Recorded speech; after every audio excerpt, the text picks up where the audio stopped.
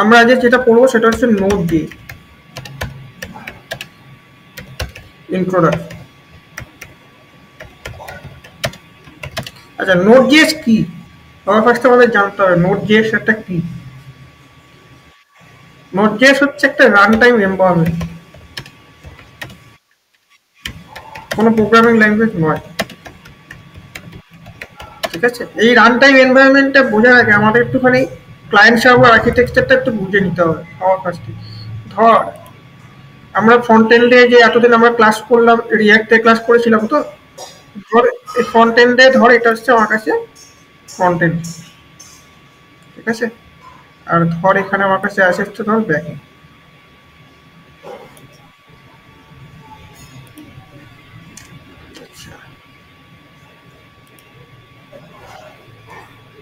Front এন্ডে আমরা কি কি পড়ি, এখানে কাস্টরটা কোথায় থাকে জানিস? কাস্টরটা ইয়ে হ্যাঁ হ্যাঁ হ্যাঁ ঠিক, এটা হচ্ছে আমার কাছে ফ্রন্ট এন্ড। ফ্রন্ট এন্ডে আমরা কি কি পড়ি? HTML, CSS, JavaScript.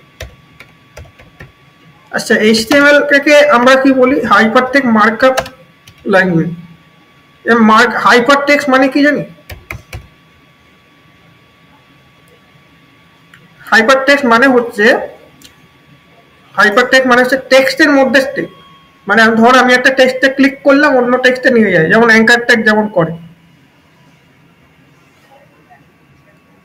হ্যাঁ, একটা টেক্সটকে তুই ক্লিক করলি, কোনো ধর একটা অ্যাঙ্কার ট্যাগ দিয়ে র্যাপ করালি, সেই টেক্সটটা তুই যখন ক্লিক করবি তোকে দেখবি অন্য পেজে নিয়ে যায়, দেখেছিস তো? ওই জন্য ওটাকে হাইপারটেক্সট বলা হয়। তাহলে HTML হচ্ছে বেসিক স্কেলেটন, CSS হচ্ছে আমাদের বিউটিফাই করে কঙ্কালটাকে, স্কেলেটনটাকে, আর JS কি করে? ওই অলরেডি লোডেড হয়ে যাওয়া HTML-টাকে ম্যানিপুলেট করে, ডম ম্যানিপুলেশন যেটাকে আমরা বলে থাকি, পড়েছি আগে। এবার এই HTML, CSS, জাভাস্ক্রিপ্ট এছাড়া আজকের দিনে আমাদের কিছু ফ্রেমওয়ার্কও চলেছে। CSS এর যেমন ফ্রেমওয়ার্ক যেমন আছে টেলউইট, বুটস্ট্র্যাপ। ঠিক আছে, এরকম রিয়াক্টেরও মানে জাভাস্ক্রিপ্টেরও কিছু CSS চলে এসছে আমাদের কাছে, যেমন হচ্ছে রিয়াক্ট, তারপর হচ্ছে তোর ভিউ, দেন হচ্ছে তোর অ্যাঙ্গুলার, আরো অনেক অনেক আছে আরো। ঠিক আছে, এক্সেট্রা। এইগুলোকে তোর বলা হয় progressive web app. Progressive web app. এবার প্রোগ্রেসিভ ওয়েব অ্যাপ কি জিনিস জানা আছে কিছু? প্রোগ্রেসিভ ওয়েব অ্যাপ মানে হচ্ছে এই সমস্ত ওয়েব অ্যাপগুলো আমরা বলতে পারি এসপা, মানে সিঙ্গেল পেজ অ্যাপ্লিকেশন ডেভেলপ করতে কাজে লাগে। সিঙ্গেল পেজ মানে ওই জন্য এদেরকে বলা হয় কি প্রোগ্রেসিভ ওয়েব অ্যাপ। বোঝা গেছে তো? এবার এখানে ব্যাপারটা হচ্ছে এই প্রোগ্রেসিভ ওয়েব অ্যাপ কিভাবে কাজ করে দেয়। ধর এখানে মাঝে হচ্ছে আমার ওয়েব সার্ভার আছে, এটা হচ্ছে ধর আমার কাছে ওয়েব সার্ভার, আর এইটা হচ্ছে ধর আমার কাছে ডিবি সার্ভার।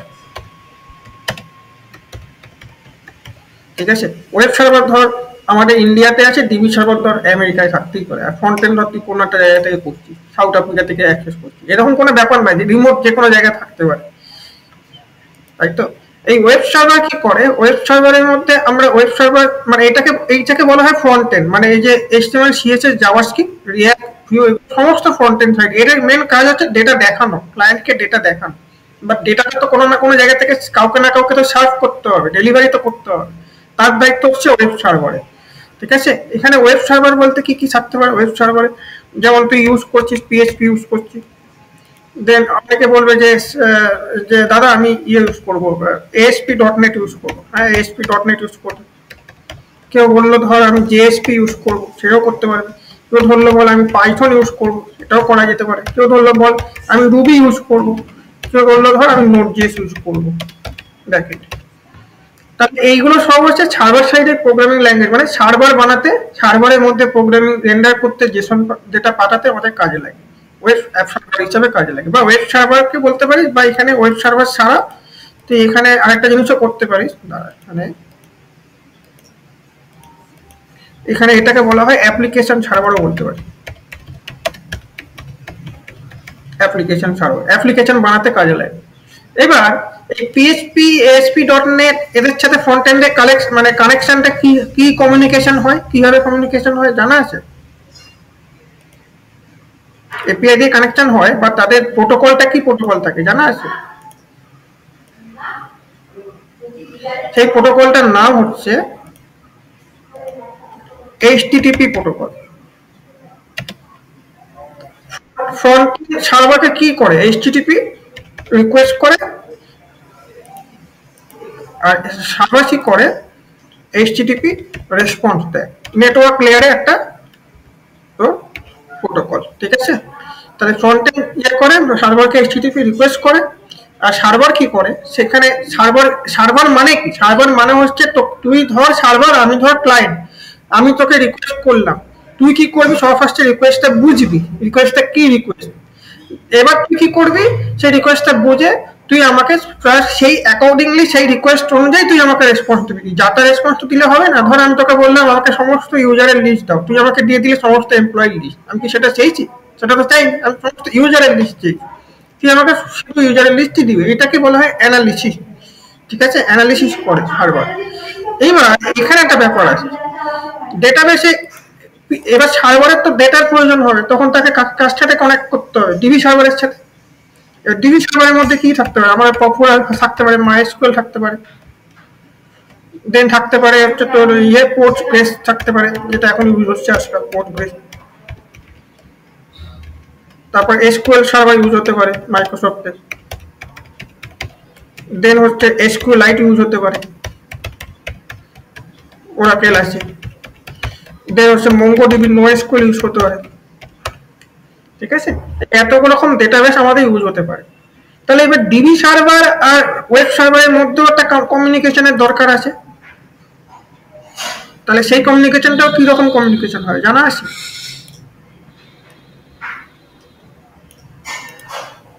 সেই কমিউনিকেশনটাও হচ্ছে HTTP কমিউনিকেশন, ঠিক আছে? এটাও HTTP নেটওয়ার্ক লেয়ার না। ধর এটা একটা অন্য জায়গায় আছে, সার্ভার আমার অন্য এন্ডে আছে, ডিবি সার্ভার তার অন্য লোকেশনে আছে, তাহলে দুটো তো কানেক্ট করবে কি হবে? নেটওয়ার্কের মাধ্যমে। HTTP রিকোয়েস্ট করে, এও কি করে? HTTP রেসপন্স করে। বাট এবার এখানে একটা ব্যাপার আছে, গল্প আছে। এই যে ডিবি সার্ভার আছে, এই ডিবি সার্ভার কি ল্যাঙ্গুয়েজ বোঝে? Either SQL or NoSQL। এই দুটো ল্যাঙ্গুয়েজ ছাড়া তো কিছু বুঝবে বলে আমার মনে হয় না। তাহলে এবার ওয়েব সার্ভার তো SQL ভাষা জানে না, জানে কি? জানে না। আবার ডিবি আবার ওয়েব সার্ভারের ভাষা জানে না।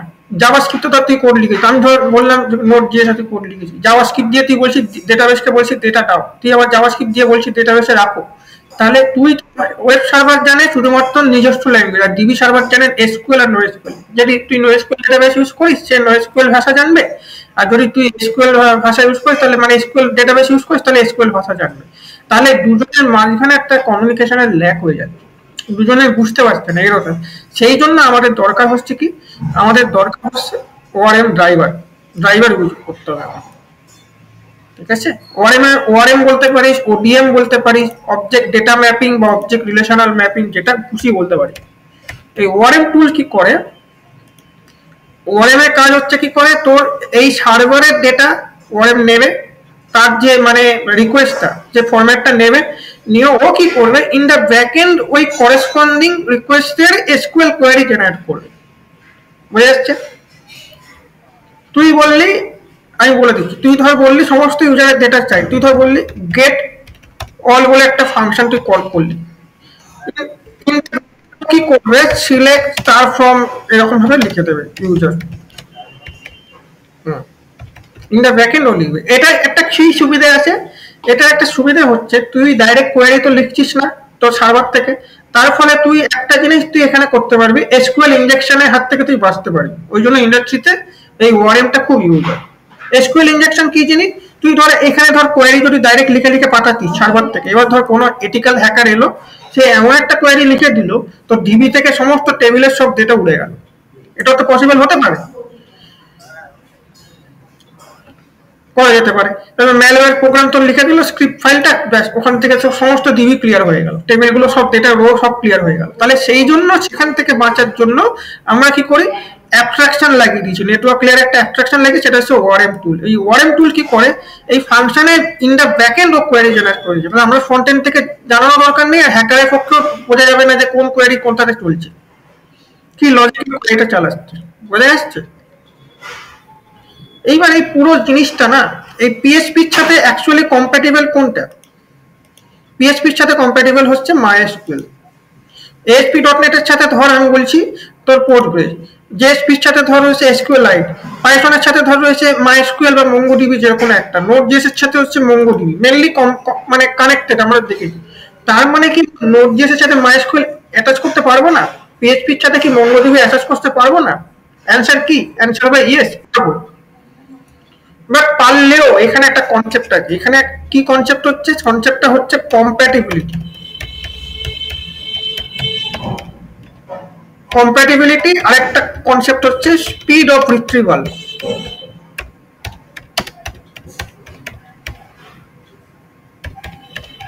স্পিড অফ রিট্রিভাল মানে কি, ধর আমি যদি তোকে বলি হার্লে ডেভিডসনের ইঞ্জিনের জায়গায় বাইকের মধ্যে তুই রয়্যাল এনফিল্ডের ইঞ্জিন লাগিয়ে দিবি, পসিবল আছে? লাগাতে পারবি?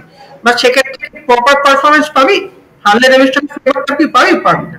তাহলে পিএইচপির সাথে তুই মঙ্গোডিবি কানেক্ট তো করতে পারবি, ওআরএম টুল অ্যাভেলেবেল আছে, তুই কানেক্ট করে দিবি, বাট সেই স্পিড অফ রিট্রিভাল মানে কি, ডেটা ইনসার্ট আপডেট ডিলিট, এটা অনেক তাড়াতাড়ি ফেস করতে পারবি না, টাইম লেগে যাবে প্রচুর, বুঝতে পারছি। সবকিছুর সাথে তুই সবকিছুকে কানেক্ট করতে পারবি, বাট সেখানে কম্প্যাটিবল আর কনফিগারেশনের তোর ফ্লো হয়ে যাবে অ্যাপটা, ঠিক আছে। এবার এই সার্ভার কি করে, এগুলো বোঝা গেছে তো এই অবধি? এবার এই সার্ভার কি করে, এই সার্ভারে তোর অনেকগুলো কনসেপ্ট থাকে, এই সার্ভারে না ডিফারেন্ট ডিফারেন্ট এরকম এন্ড পয়েন্ট লাগানো থাকে এর গায়ে, মনে কর এরকম এন্ড পয়েন্ট লাগানো থাকে, মানে দরজা মনে করতে পারিস, ঠিক আছে। এবার এইখানে প্রথম এন্ড পয়েন্টটা ধর শুধু গেট রিকোয়েস্ট হ্যান্ডেল করে, এবার এর এন্ড পয়েন্টের নাম হচ্ছে ধর অল ইউজার, ধর স্ল্যাশ অল ইউজার, ঠিক আছে, এটা ধর স্ল্যাশ অল ইউজার। তাহলে এই যে এন্ড পয়েন্ট আমি বললাম, এন্ড পয়েন্ট মানে কি, এন্ড পয়েন্ট মানে হচ্ছে এক একটা দরজা মনে করে, এক একটা ডোর মনে করতে পারি। এই এন্ড পয়েন্ট কি রিকোয়েস্ট করছে, গেট রিকোয়েস্ট অ্যাকসেপ্ট করবে, মানে গেট মেথড অ্যাকসেপ্ট করবে, এইচটিটিপি গেট মেথড, এবং এখানে যদি তুই যদি পোস্ট মেথড দিস এই দরজা দিয়ে, তাহলে ঢুকতে পারবি কি? পারবি না। গেট শুধু গেটই অ্যাকসেপ্ট করবে, এটা ধর এখানে আমি বললাম ধর এখানে পোস্ট অ্যাকসেপ্ট করে, তাহলে এখানে কি আমি গেট অ্যাক্সেস করতে পারবো? পারবো না। এখানে ধর আছে, ধর আমার কাছে পুট রিকোয়েস্ট অ্যাকসেপ্ট করে, তাহলে এখানে আমি শুধুমাত্র পুটই পারবো, ডিলিট পারবো কি, গেট পোস্ট অন্যগুলো পারবো না। তাহলে এই যে পোস্টের সাথে গেট যাবে, বা কিন্তু এক্সপ্রেসের ক্ষেত্রে এটা প্রবলেম হবে, কারণ এক্সপ্রেসে সিকিউরিটি থাকে, বুঝলি, রেস্ট ক্ষেত্রে তুই যদি কোনো পোস্ট বানিয়ে দিস সেক্ষেত্রে তুই গেট পাঠাতে পারবি না। ওই এন্ড পয়েন্টটা এই যে এই দরজাটা শুধুমাত্র পোস্টটাকেই হ্যান্ডেল করবে, এইটা সিকিউরিটির জন্যই করা হয়েছে। পোস্ট রিকোয়েস্ট মানে তুই সেখানে শুধু মেথড, মানে তুই এইচটিটিপি মানে মেথড তোকে পোস্টই পাঠাতে হবে ফ্রন্ট এন্ড থেকে, না হলে অ্যাকসেপ্ট করবে না। এবার সে ফ্রন্ট এন্ড হতে পারে তোর এই রিয়াক্ট, বা ফ্রন্ট এন্ড হতে পারে কি, আর একটা ফ্রন্ট এন্ডও আছে যেটা আমরা ইউজ করি ব্রাউজারের মতো, সেটা হচ্ছে পোস্টম্যান। পোস্টম্যানটাকে টেস্ট করি আমরা, পোস্টম্যানও কি লাইক কাইন্ড অফ ব্রাউজারের মতো, ঠিক আছে। এই পোস্টম্যানে আমরা এপিআই টেস্ট করতে পারি, সেখান থেকে তুই যদি পোস্ট রিকোয়েস্ট পাঠাস এই এন্ড পয়েন্টটা ধর, মানে গেটের জায়গায় পোস্ট পাঠালি, তাহলে কি হবে, এরর খেয়ে বসে থাকবে, বলবে দিস মেথড নট অ্যালাউড, ঠিক আছে। আচ্ছা এবার আমাকে একটা কথা বল, যে এই যে এন্ড পয়েন্ট আর এপিআই এর মধ্যে ডিফারেন্সটা কি আছে? এই যে এন্ড পয়েন্ট গুলো আমি এঁকেছি আর এপিআই এর মধ্যে ডিফারেন্সটা কি আছে?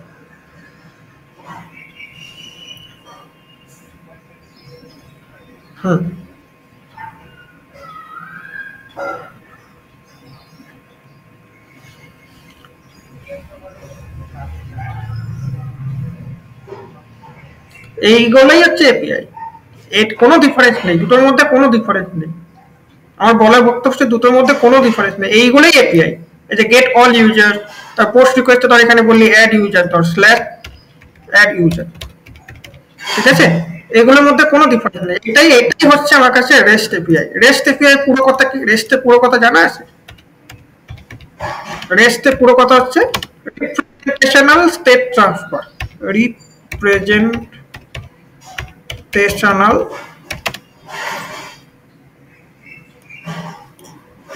State transfer.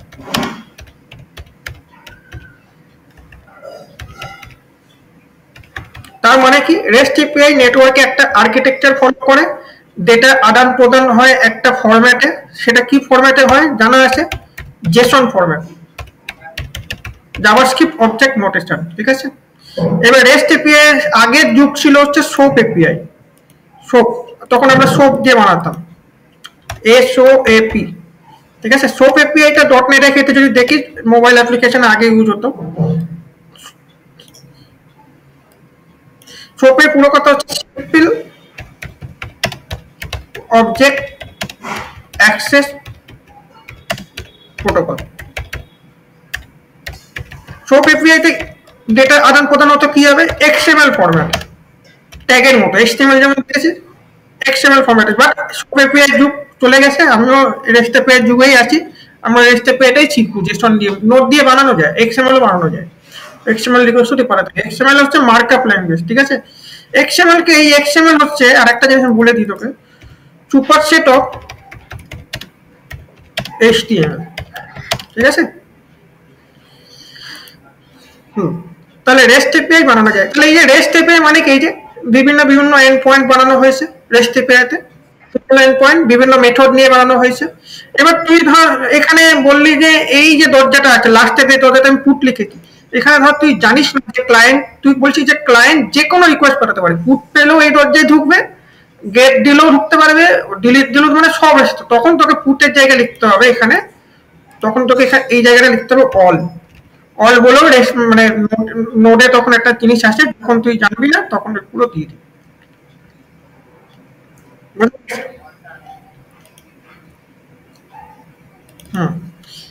এইবার HTTP মেথড গুলো নিয়ে আমরা একটুখানি আলোচনা করি।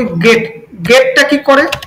গেট মানে কি হচ্ছে? সার্ভারের ডেটা আমরা নিচ্ছি সার্ভার থেকে, মানে ডাউনলোড হয় ক্লায়েন্ট অ্যাকচুয়ালি। হ্যাঁ, ব্রাউজার কিন্তু সবকিছু ডাউনলোড করে, এটা মাথায় রাখবে। Download data from server into browser. আচ্ছা, পোস্টটা কি করে? নেক্সট হচ্ছে আমাদের কাছে হচ্ছে পোস্ট। পোস্ট মানে কি? সাবমিট করছি ডেটাটাকে, তাই তো। সাবমিট ডেটা করছি টু দ্য সার্ভার। বা সেটা সার্ভারে যাচ্ছে কি হবে? রেসপন্সের বডিতে, হেডারে নয় কিন্তু বডিতে যাচ্ছে, হিডেন ফরম্যাট। নেক্সট হচ্ছে পুট, আরেকটা হচ্ছে প্যাচ। দুটোর মধ্যে একটা ডিফারেন্স আছে জানিস? পুট আর প্যাচের মধ্যে ডিফারেন্স, দুটোই কিন্তু আপডেট করে, বাট এই আপডেটের আবার ডিফারেন্স আছে। পুট কি করে? সিঙ্গেল এডিট করে। এবার সিঙ্গেল এডিট মানে কি? যখন আমরা এপিআই বানাবো তখন দেখাবো দুটোর মধ্যে ডিফারেন্স।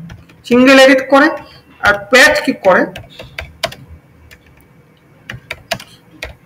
প্যাচ কি করে? বাল্ক এডিট করে। বাল্ক এডিট বা সিঙ্গেল এডিট দুটোই করতে পারে। বলছি এটা ডিফারেন্সটা আমি বলছি তো। পুট আর প্যাচ। আর হচ্ছে কি? ডিলিট বলে একটা আছে, সার্ভার থেকে কোনো এক্সিস্টিং ডেটাকে ডিলিট করে। Delete an existing data server.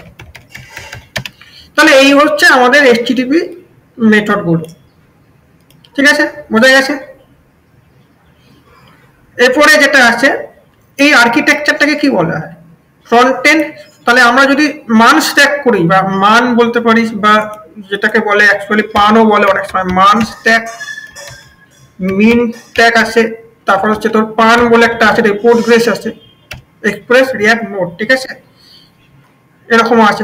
এতগুলো স্ট্যাক আছে। মান স্ট্যাক মানে কি? ফ্রন্ট এন্ডে আমরা কি লিখছি? রিয়াক্ট জেএস বা HTML CSS জাভাস্ক্রিপ্ট বা ভিউ জেএস লিখছি। তাহলে এখানেও আমরা কি লিখছি? কাইন্ড অফ জেএসই লিখছি।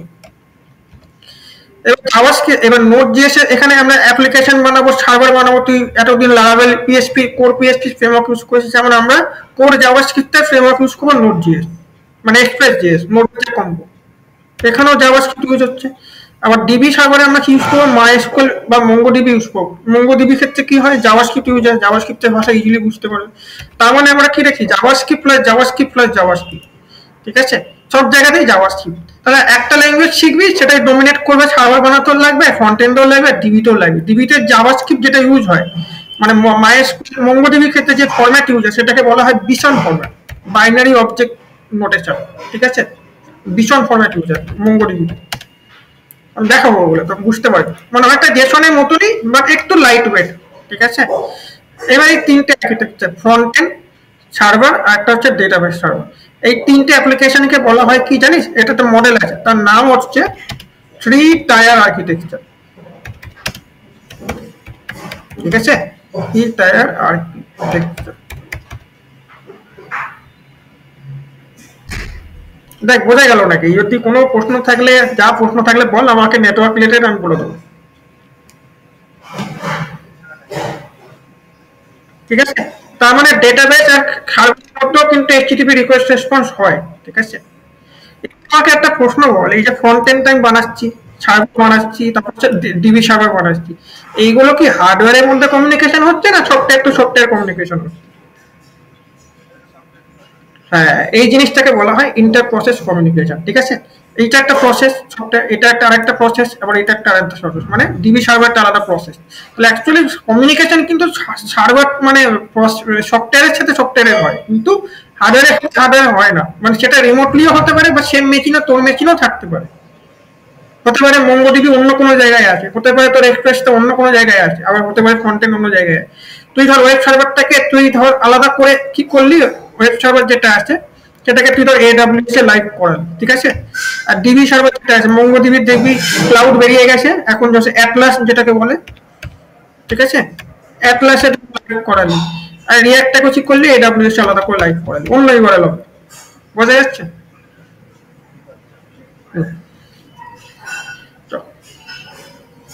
এবার তাহলে আমরা নোড জেএসে যাই। নোড জেএস হচ্ছে কি, আমার কাছে রান টাইম এনভায়রনমেন্ট,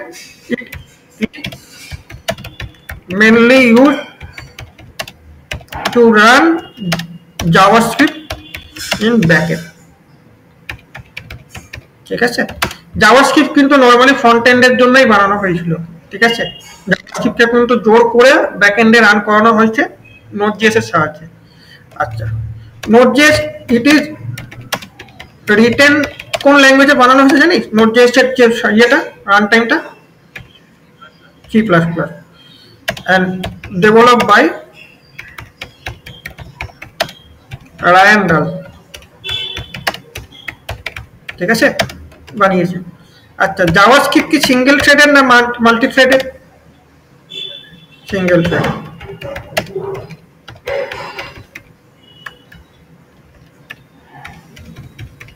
তাহলে এখানে নোড জেএসে তো আমাদের মাল্টি থ্রেডের দরকার আছে নাকি? কি মাল্টি থ্রেডেড হয় জানা আছে?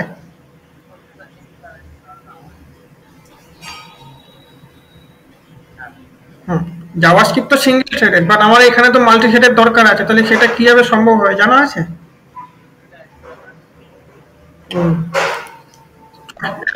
তো দেখি এটা,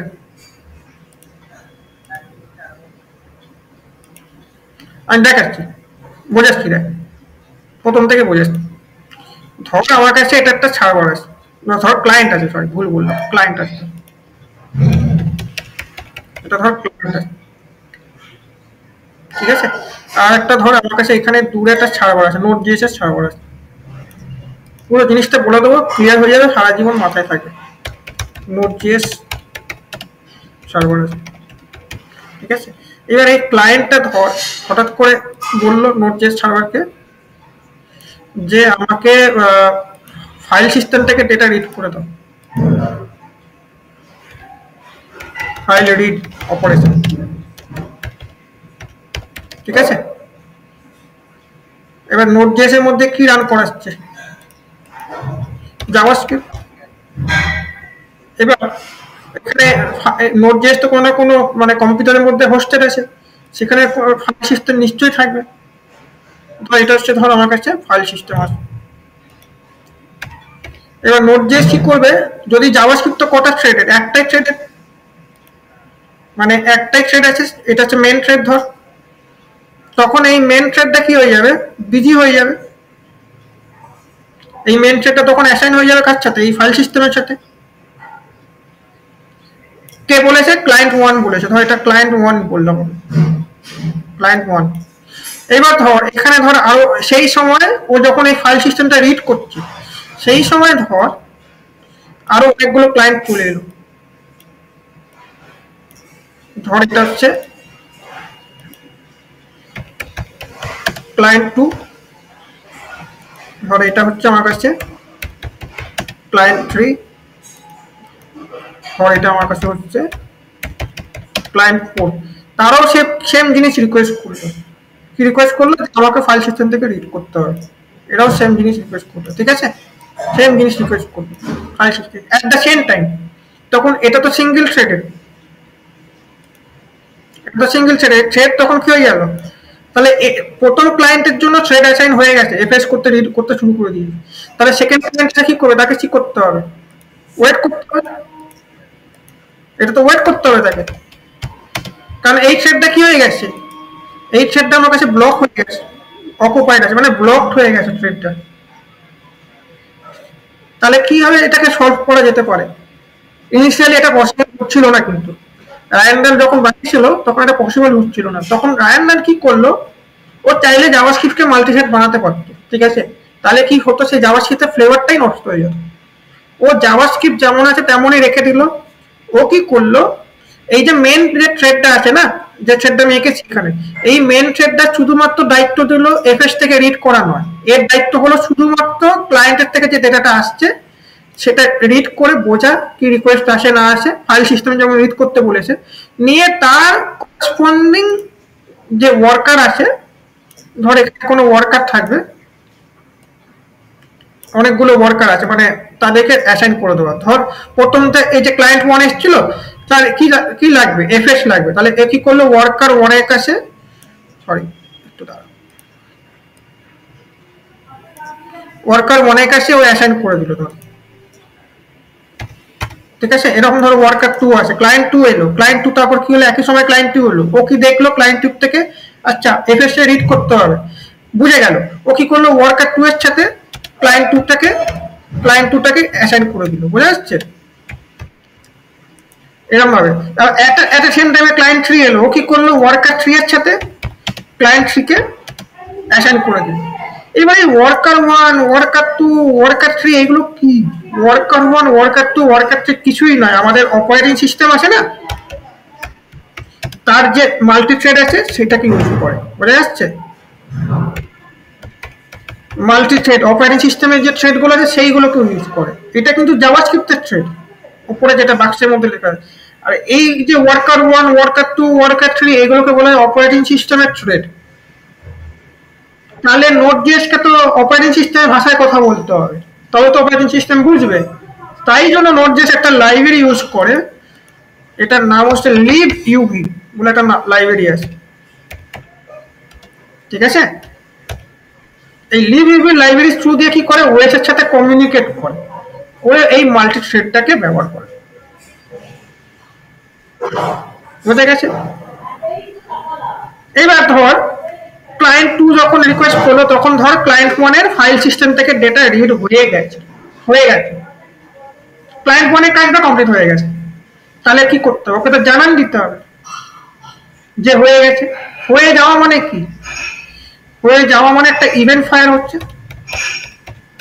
মানে তোমার কাজটা হয়ে গেছে, মানে সেটা একটা ইভেন্ট। সেই ইভেন্টটা ঘটলে কি করতে হবে, তাই জন্য কি করে, একটা কল ব্যাক অ্যাসাইন করা থাকে, সেই কল ব্যাকটাকে ও কল করে, বুঝতে পারছি। এবার ধর ক্লায়েন্ট 3 যখন এলো, তখন ক্লায়েন্ট 2 একটা হয়ে গেছে, তখন কি করতে হবে, একটা ইভেন্ট ফায়ার হলো। সেই ইভেন্টটা ফায়ার হলে সেই ইভেন্টটাকে মানে হ্যান্ডেল করবো কিভাবে, তাই জন্য কল ব্যাক লাগবে, সেটা এরকম ভাবে, বুঝতে পারছি।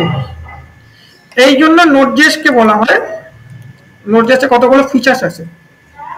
এক নম্বর, নোড.জেএস হচ্ছে কি অ্যাসিঙ্ক্রোনাস,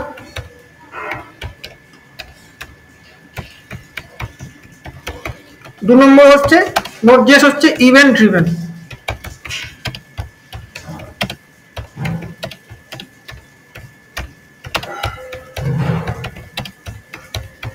ইভেন্ট ড্রিভেন ল্যাঙ্গুয়েজ বলা হয়, ঠিক আছে। আর 3 by default synchronous, but Node.js asynchronous হচ্ছে কি হবে, উইথ দ্য হেল্প অফ ওই যে with the help of libUB package.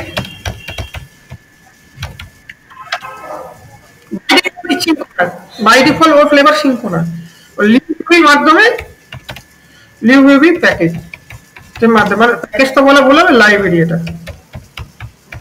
Library. এবার এই libUB লাইব্রেরির মধ্যে একটা জিনিস থাকে জানিস তো, সেটার নাম হচ্ছে ইভেন্ট লুপ বলে একটা কনসেপ্ট আছে, আমি দেখাবো। ওটা জাভাস্ক্রিপ্টে আছে, বাট Node.js এর ইভেন্ট লুপ একটু আলাদা, এখানে একটু অন্যভাবে কাজ করে, ঠিক আছে, সেটাও বলবো একদিন। এটা একটু অন্যভাবে কাজ করে ইভেন্ট লুপটা। জাভাস্ক্রিপ্টে যে ইভেন্ট লুপ দেখেছি মানে ব্রাউজারের মধ্যে, আর এই Node.js এর ইভেন্ট লুপ দেখবি দুটো অনেকটাই আলাদা।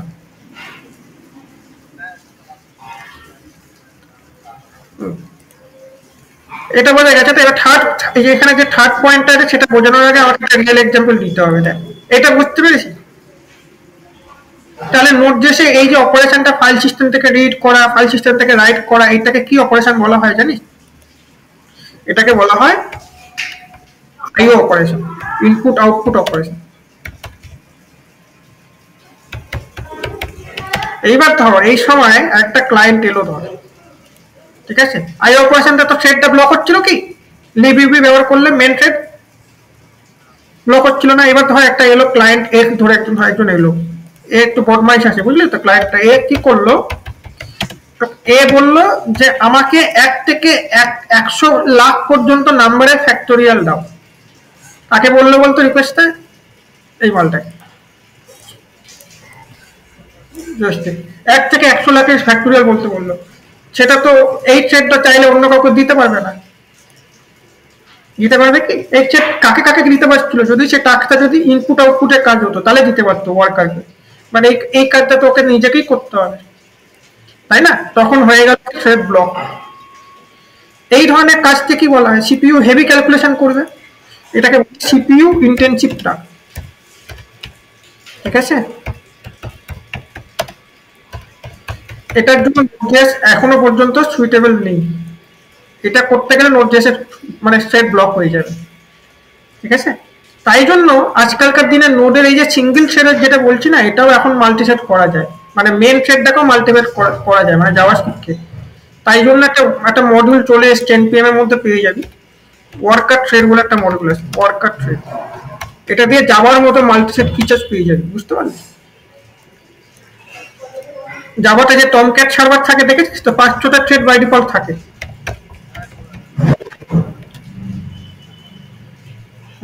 ওইখানে ওই জিনিসটা করা যাবে, এখানে পসিবল আছে। তখন তোকে ওয়ার্কার থ্রেড বলে একটা জিনিস আছে, ওটা তোকে ইনস্টল করতে হবে, করে তখন তুই সিপিইউ ইন্টেনসিভ যে টাস্কগুলো আছে সেগুলো করতে পারবে। এবার এখানে আমি বললাম 1 থেকে 100 লাখের ফ্যাক্টোরিয়াল বের করতে, এরকম নয় অ্যাকচুয়ালি। এটা হয়তো Node.js করেও দেবে, কোনো ব্যাপার নয় ওটা। আমি এখানে সিপিইউ ইন্টেনসিভ বলতে কি বলছি, সিপিইউ ইন্টেনসিভ বলতে অনেকগুলো জিনিস আছে। একটা আছে ব্যাচ প্রসেসিং, ঠিক আছে, তারপর হচ্ছে তোর ইমেজ প্রসেসিং,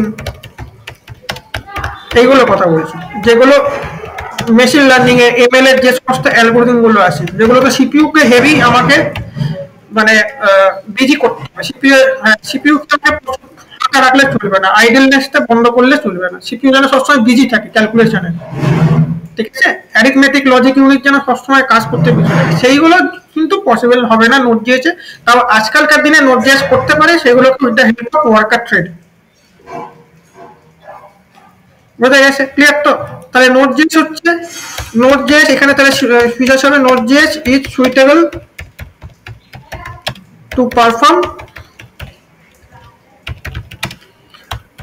IO ইন্টেনসিভটা। সিপিইউ তো করতে পারছে না ইন্টেনসিভ,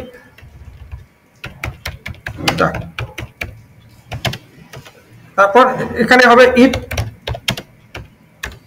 ক্যান পারফর্ম করতে পারে CPU intensive task with the help of তোর হচ্ছে worker thread module, worker thread external module এটা, হ্যাঁ এনপিএম এ পাওয়া যায়। দেখ এই অবধি বোঝা গেছে, কোনো কোয়েরি আছে? হ্যাঁ এটা আলাদা ইনস্টল মানে npm i করবি, এক্সটার্নাল প্যাকেজ তো npm রেজিস্ট্রিতে পেয়ে যাবি npm.js এ, বুঝা গেছে? যেমন আমরা এক্সপ্রেস ইনস্টল করি ওরকম প্যাকেজ তো, প্যাকেজ মানে কি এক্সটার্নাল প্যাকেজ, বুঝতে পেরেছিস? তাহলে এবার তাহলে আমরা নোডে এবার একটা ইনস্টল মানে কাজ করতে শুরু করবো। চল এই যে এখানে পেয়ে যাবি ওয়ার্কার থ্রেড লিখবি,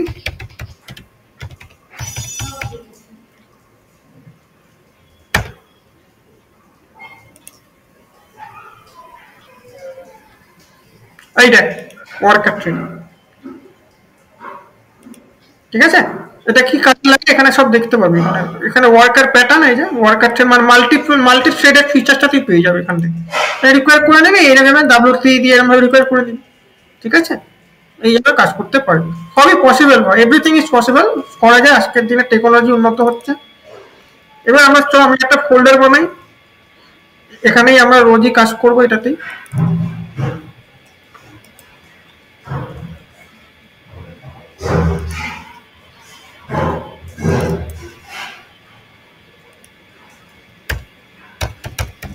Node.js backend,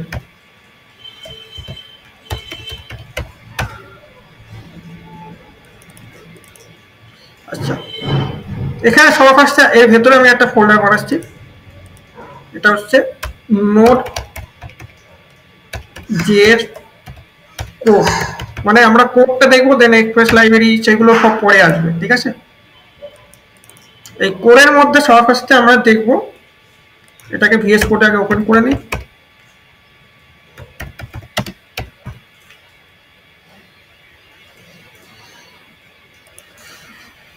আচ্ছা আজকে আমরা দেখবো সেটা হচ্ছে ইন্ট্রোডাকশন হয়ে গেছে, এবার হচ্ছে আমরা মডিউল সিস্টেম দেখবো, মডিউল ইন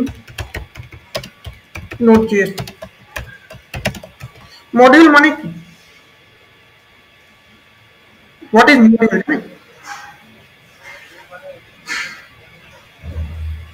মডিউল মানে হচ্ছে একটা .js ফাইলকেও মডিউল বলা হয়, ঠিক আছে? মডিউল মানে হচ্ছে কাইন্ড অফ বলতে পারিস it's a collection of functionality, variable, function, method, class, যেগুলো আমরা অন্য জায়গায় ইম্পোর্ট করতে পারি, এবং মডিউলের মধ্যে থেকে আমাকে যে যে জিনিসগুলোকে আমি এক্সপোর্ট করবো সেগুলো অন্য জায়গায় ইম্পোর্ট করতে পারবো, মানে ব্যবহার করতে পারবো, দ্যাট ইজ মডিউল। এই মডিউল, হ্যাঁ হ্যাঁ মডিউল এবার একটা ফাইলও হতে পারে বা একটা ফোল্ডারও হতে পারে, ফোল্ডারের মধ্যে মাল্টিপল ফাইল আছে, সেই এক একটা ফাইলের মধ্যে মাল্টিপল ফাংশন আছে, সেই ফাংশনগুলো এক্সপোর্ট করে আছে তুই ইউজ করতে পারছিস অন্যান্য জায়গায়, ঠিক আছে? এই মডিউল Node.js এর মধ্যে তিন ভাবে মডিউল হয়, একটা হচ্ছে কোর মডিউল,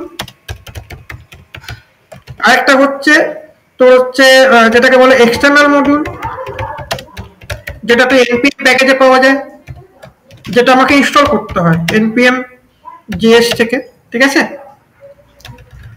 npm.js.org থেকে।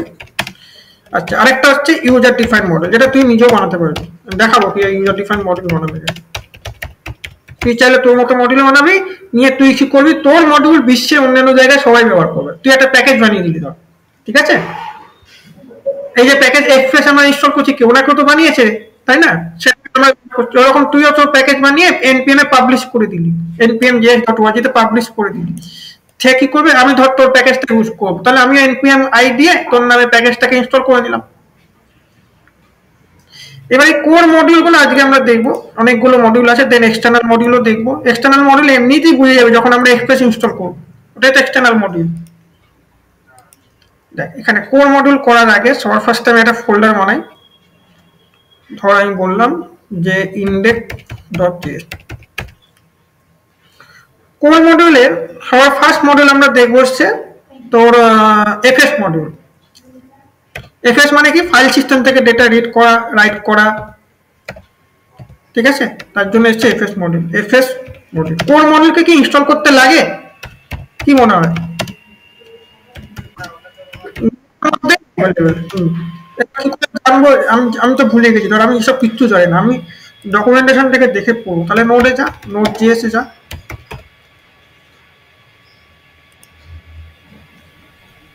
এখানে কি লেখা আছে দেখ, free open source cross platform JavaScript run time environment that let developer create server web app comment line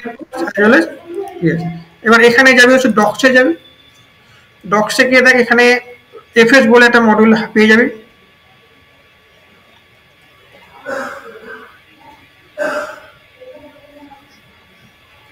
file system, file সিস্টেমে যাবি, এখানে এফএস মডিউল পেয়ে যাচ্ছি। এটা এফএস এর এইগুলো এতগুলো মডিউল আছে, ঠিক আছে, এখান থেকে পেয়ে যাবে। আমি দেখিয়ে দিচ্ছি সহজভাবে বুঝে যাবে। এফএস মডিউল নোট জি, ফার্স্ট মডিউলটাকে ইউজ করতে গেলে আমাকে রিকোয়ার করতে হবে। তাহলে কি করবো, কন এফএস ইকুয়াল টু রিকোয়ার করতে হবে এফএস, ঠিক আছে। আমাকে কোনো ইনস্টল করতে হলো না। একটা ব্যাপার আছে, এইভাবেও করা যায় ইম্পোর্ট, এটাকে বলা হয়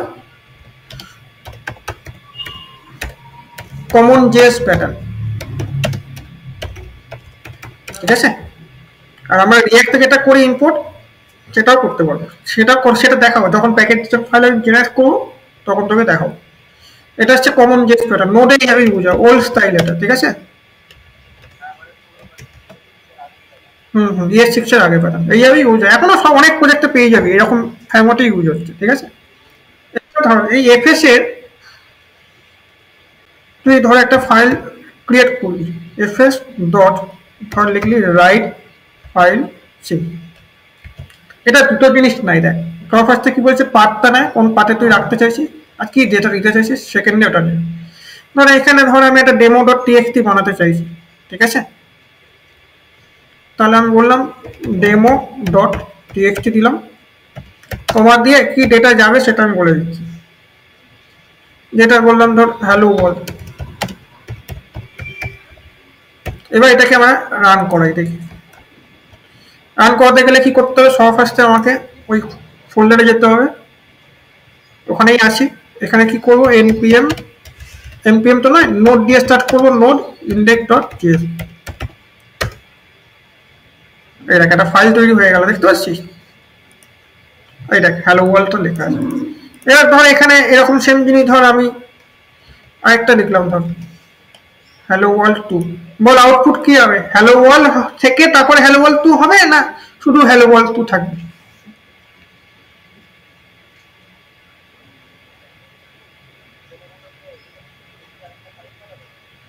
না, সেম ফাইলই তো বানাবো, ওই ফাইলটাই থাকবে। আচ্ছা এটাও না হয় আমি বন্ধ করছি আগে, আমাকে বললাম এখানে হ্যালো ওয়ার্ল্ডের জায়গায় মাই ওয়ার্ল্ড লিখলাম, ঠিক আছে। এখন দেখে নে ফাইলের মধ্যে কি আছে, হ্যালো ওয়ার্ল্ড লেখা আছে। এবার আমি এখন কি লিখছি, লেখা আছে। তাহলে কি হবে, আমি যদি রান করে হ্যালো ওয়ার্ল্ড লেখাটা থাকবে ডেমো টিএক্সটি, তারপরে মাই ওয়ার্ল্ড লেখাটা আসবে, না পুরোটা উঠে গিয়ে মাই ওয়ার্ল্ড লেখাটা আসবে? হ্যাঁ পুরোটা উঠেই যাবে, রাইট অপারেশন চেক করে প্রত্যেকবার উঠিয়ে দেয়, ডেটা রিপ্লেস করে। আমি চালাচ্ছি দেখ, চালালাম, আপডেট হলো, এইটা মাই ওয়ার্ল্ড। কিন্তু আমি চাইছি যে না আগের ডেটাটাও থাকবে, দেন এখন যে ডেটা দিচ্ছি সেটাও থাকবে, সেটা করা যায়। তাহলে আমি আগে অবস্থায় নিয়ে যাই এটা,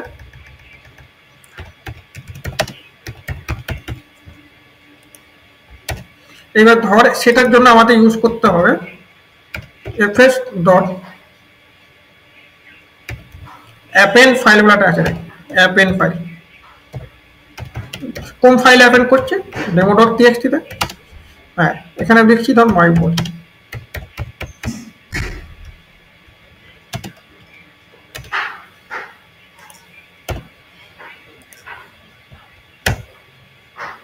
চালালাম, দেখ হ্যালো ওয়ার্ল্ড রয়েছে, মাই ওয়ার্ল্ড ওয়াই,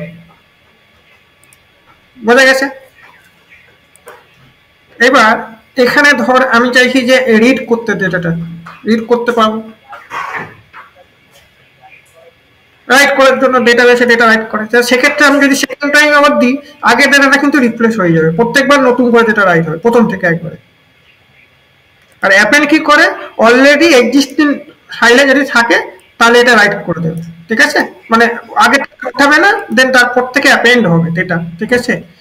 আর ধর এখানে ধর আমি অ্যাপেন্ড ফাইল করলাম ডেমো টিএক্সটি 2 তে বলছি মাই ওয়ার্ল্ড মানে বলে মানে ডেটাটাকে অ্যাপেন্ড ডেমো টিএক্সটি 2 বলে কিছু আছে এখানে,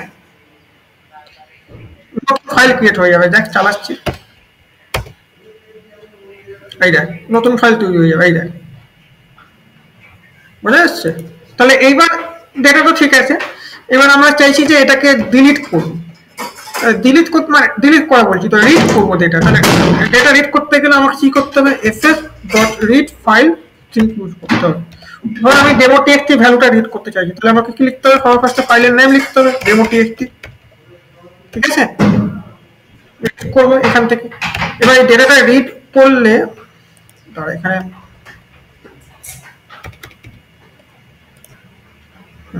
এটা রিড করার পর তো আমার কোনো না কোনো ডেটা তো রিটার্ন করবে, সেটা যদি আমাকে ভেরিয়েবলে রাখতে হবে। অন ডেটা ইকুয়াল টু এটা রাখলাম, ঠিক আছে।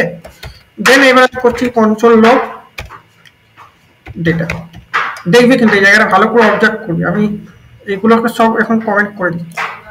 আমার রাইটের কাজ হয়ে গেছে, এবার রিড করি। দেখ ডেটাটা তো পেলাম, বাট একটা অন্য ফরম্যাটে পেলাম, দেখতে পাচ্ছিস। এটাকে বলে বাফার ফরম্যাট। এই বাফার হচ্ছে নোডে একটা কাইন্ড অফ বলতে পারি ডেটা টাইপ, নতুন একটা ডেটা টাইপ, ঠিক আছে। আমি এবার আমার এখানে কি লেখা ছিল, ডেমো টিএক্সটিতে হ্যালো ওয়ার্ল্ড লেখা ছিল, মানে সেই হ্যালো ওয়ার্ল্ডের বাফার মানে কি, বাফার ফরম্যাট মানে একটা নতুন বাইনারি ফরম্যাটের ডেটা। এই যে অ্যাকচুয়ালি ডেমো টিএক্সটির মধ্যে যে ডেটাটা কিন্তু 0101 করে রাখা আছে, সেটা আমরা হ্যালো ওয়ার্ল্ডে দেখতে পাচ্ছি, ঠিক আছে। কিন্তু সেই বাফার এনকোডের বাফার ডাইরেক্ট এসছে, এবার আমি বাফারটাকে এনকোড করব, ঠিক আছে, সরি ডিকোড করব। তাহলে হ্যাঁ, তাহলে কি করবো, টু স্ট্রিং লিখে দিই। তাহলে দেখ এটা অরিজিনাল কন্টেন্টটা তুই দেখতে পাবি, এই দেখ হ্যালো ওয়ার্ল্ড দেখতে পাচ্ছি।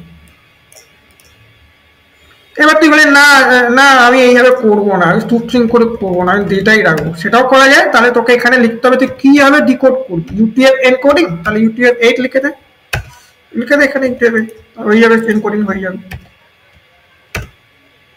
দেখ ইউটিএফ আছে, অ্যাকচি কোড আছে, অনেক রকম আছে, বোঝা গেছে তো এই অবধি।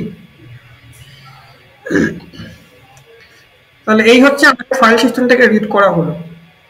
এবার হচ্ছে ফাইলটাকে ডিলিট করবো, অরিজিনাল ফাইল যেটা আছে ওটাকে ডিলিট করবো। কি হবে, তার জন্য হচ্ছে fs.unlink বলে একটা আছে, দেখ সিঙ্ক আছে, এখানে ক্লিক করব ডেমো ডট দেখ ডিলিট হয়ে যাবে। যদি সেখানে থাকে ডিলিট হবে, না থাকলে ডিলিট হবে না কিছু। দেখ ডিলিট হয়ে গেল, ডেমো টিএক্সটিটা নেই আর, বোঝা গেছে।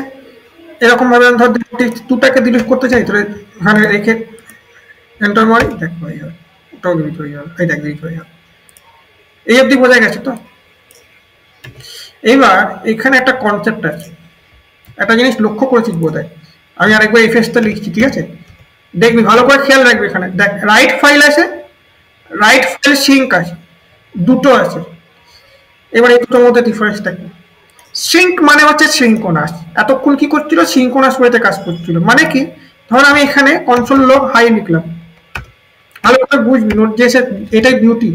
আমি বলছিলাম না নন ব্লকিং আইও, মানে এটা লিখতে বোধহয় ভুলে গেছি। নন ব্লকিং আইও মানে কি, আইওর জন্য ব্লক হচ্ছে কি মেন থ্রেড ব্লক হচ্ছে না, বা সিপিইউ এর জন্য সিপিইউ ইন্টেনসিভ টাস্ক করলে কিন্তু ব্লক হয়ে যাবে, সেটাও আমরা করতে পারি নন ব্লক হবে with the help of worker thread. Non blocking IO এটা একটা বিশাল বড় ফিচার আছে। এখানে দেখ কনসোল লগ হাইটা প্রথমে কি হবে, আমি বলি প্রথমে এফএস থেকে ফাইল রিড করবে, ডেমো টিএক্সটি ফাইল তৈরি করবে, তার মধ্যে হ্যালো ওয়ার্ল্ড লিখে দেবে, দেন কনসোল লগ হাইটা প্রিন্ট হওয়ার কথা, তাই তো। দেখ প্রথমে ফাইল ক্রিয়েট হবে, এইটা ফাইল ক্রিয়েট হলো, দেন কি হলো, হাই লেখাটা এলো, দেন আবার সেকেন্ড ফাইলটা তৈরি হলো, দেন তারপরে ফাংশন কল হলো, তাই তো। হাইটা পরে এসছে। এবার ধর আমি এটাকে আগে ডিলিটও করে দিই, এফএস ডট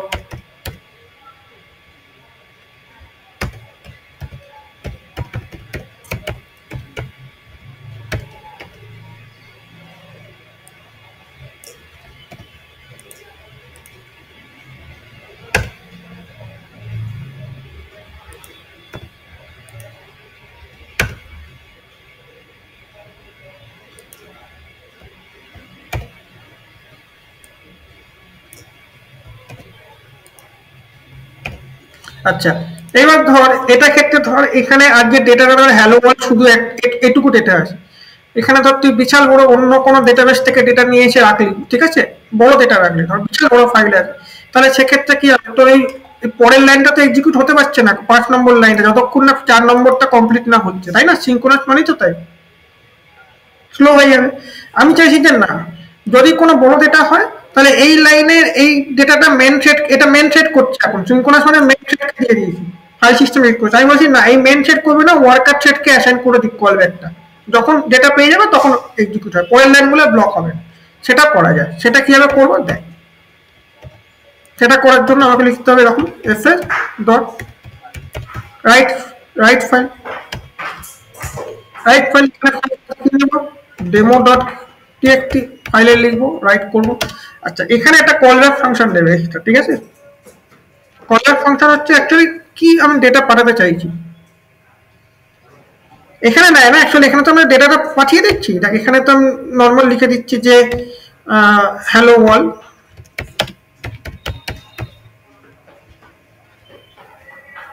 আর তারপরে হচ্ছে কলব্যাক ফাংশনটা। কলব্যাক ফাংশনটা ধর এখানে ডেটা রাইট করতে পারলো না, সামথিং ডেমো ডট টিএক্সটি তে রাইট করতে গিয়ে কোনো এরর খেয়ে বসে রইল, তাই জন্য এখানে একটা প্যারামিটার নেয় এরর, ঠিক আছে? এটা কলব্যাক ফাংশন দিলাম।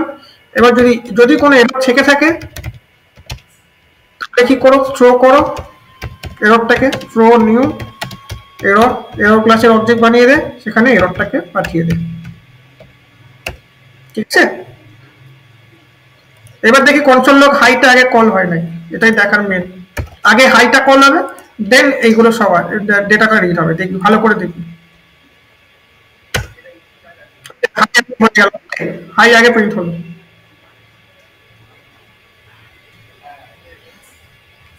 ঠিক আছে, ওয়েট করলো না। এইটা তাহলে এই যে কল ব্যাকটা, এই কল ব্যাকটা কাকে দেওয়া হলো, ওয়ার্কার থ্রেডকে, ও দিয়ে দিল। মেন থ্রেড কিন্তু আর বিজি নেই, মেন থ্রেড তখন হাইটাকে প্রিন্ট করতে ব্যস্ত হয়ে গেল পরের লাইন। এবার যখন ও ডেটা রাইট হয়ে গেল তখন এই কল ব্যাক ফাংশনটা কল হলো। এবার কল ব্যাক ফাংশন কল হওয়ার সময় দেখছে কোনো এরর আছে কি, না এরর নেই, সেই জন্য হয়েছে। এবার যদি ধর ডেমো ডট টিএক্সটি কোনো কারণে রাইট ফাইল ফেল হয়ে গেল, রাইট করতে পারলো না, ডেমো ডট টিএক্সটির মধ্যে হ্যালো ওয়ার্ল্ডকে লিখতে পারলো না, সেক্ষেত্রে এররটা তখন এরর ব্লকের মধ্যে চলে যাবে, বুঝতে পারলি? এবার ধর আমি এরকম রিড করবো, রিড করতে গেলে আমাকে কি করতে হবে, তাহলে লিখতে হবে FS dot read file, sync যেমন আছে রিড ফাইল ইউজ করবো। রিড ফাইল কোথা থেকে রিড করছি, ডেমো ডট টিএক্সটি থেকে রিড করছি। এবার রিড করতে গেলে আমাকে সব ফার্স্টে কি হবে, রিড করতে যদি রিড মানে ফাইলটা যদি ধর এক্সিস্টই করে না, তাহলে সেক্ষেত্রে কি হবে, এরর খেয়ে বসে থাকবো।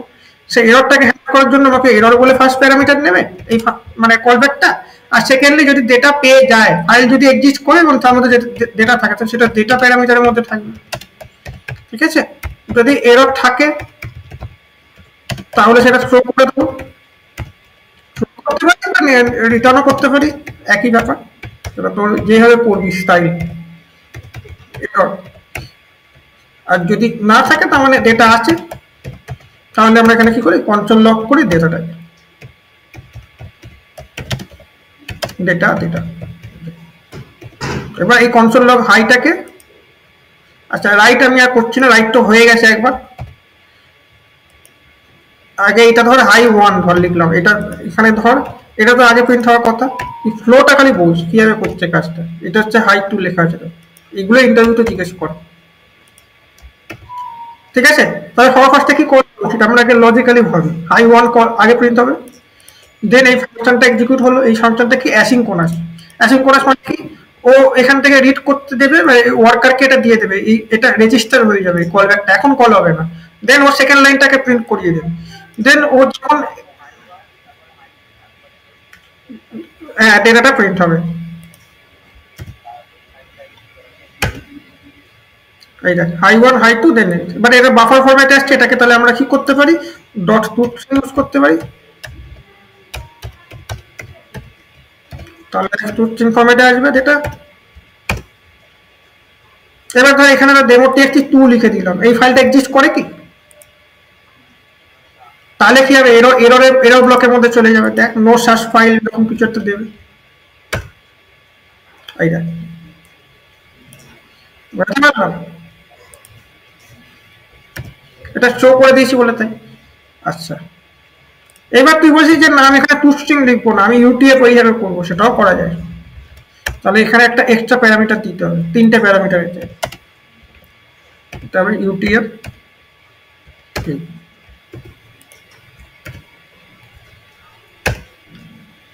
দেখ বোঝা গেছে।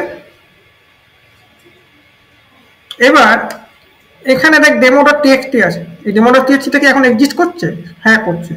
তাই জন্য আরেকটা ফাইল, একটা ফাংশনও আছে এফএস তে, এফএস ডট এক্সিস্ট, দেখ এটা রয়েছে এক্সিস্ট আর এক্সিস্ট সিঙ্ক। এক্সিস্টটা দেখ ডেপ্রিসিয়েটেড হয়ে গেছে অবশ্য, তাও দেখতে পারি। এখানে পার্টটার নাম দিলি ডেমো ডট টিএক্সট।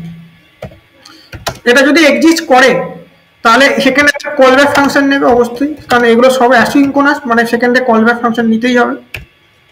এখানে ধর আমি একটা প্যারামিটার দিলাম যে ইজ এক্সিস্ট বলে, এটা কি হবে, যদি এক্সিস্ট করে তাহলে ইজ এক্সিস্টের মধ্যে কি আসবে, ট্রু আসবে, যদি না করে তাহলে ফলস আসবে। ঠিক আছে, তাহলে ইজ এক্সিস্ট যদি থাকে তাহলে আমি কনসোল লগ বলছি ফাইল এক্সিস্ট, আর যদি না থাকে তাহলে আমি বলবো file not exist, file does not exist. দেখা যাক এবার কি হয়, ফাইল এক্সিস্ট করে দেখলে, দেখ ডেটা হ্যালো ওয়ার্ল্ডটা সবার লাস্টে করলো দেখলে। এবার ধর আমি এখানে আবার ডেমো টিএক্সটি ছেড়িয়ে দিলাম, এরকম নামে কোনো তো ফাইল এক্সিস্টই করে, তাহলে ওটা কি হবে, ফাইল নট এক্সিস্ট হবে।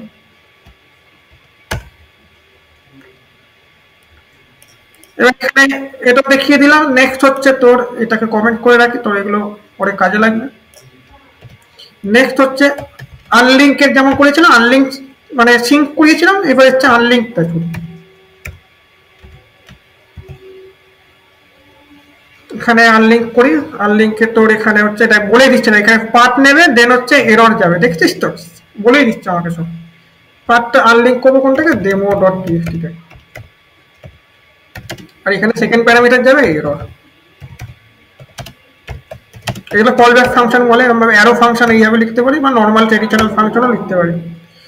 যদি মানে আনলিঙ্ক না করতে পারে, ধর ডেমো টিএক্সটি এক্সিস্টই করে না, তাও তুই আনলিঙ্ক করতে যাচ্ছিস ডেমো ডট টিএক্সটি, তাহলে এরর খেয়ে যাবে, তখন সেই এররটাকে হ্যান্ডেল করবি কি হবে, এই যাবে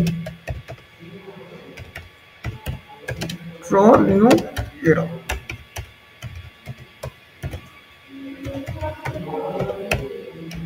দেখ এটা, আর যদি না এরর আছে তাহলে আমি এখানে একটা মেসেজ দিয়ে দিলাম যে file deleted successfully, file deleted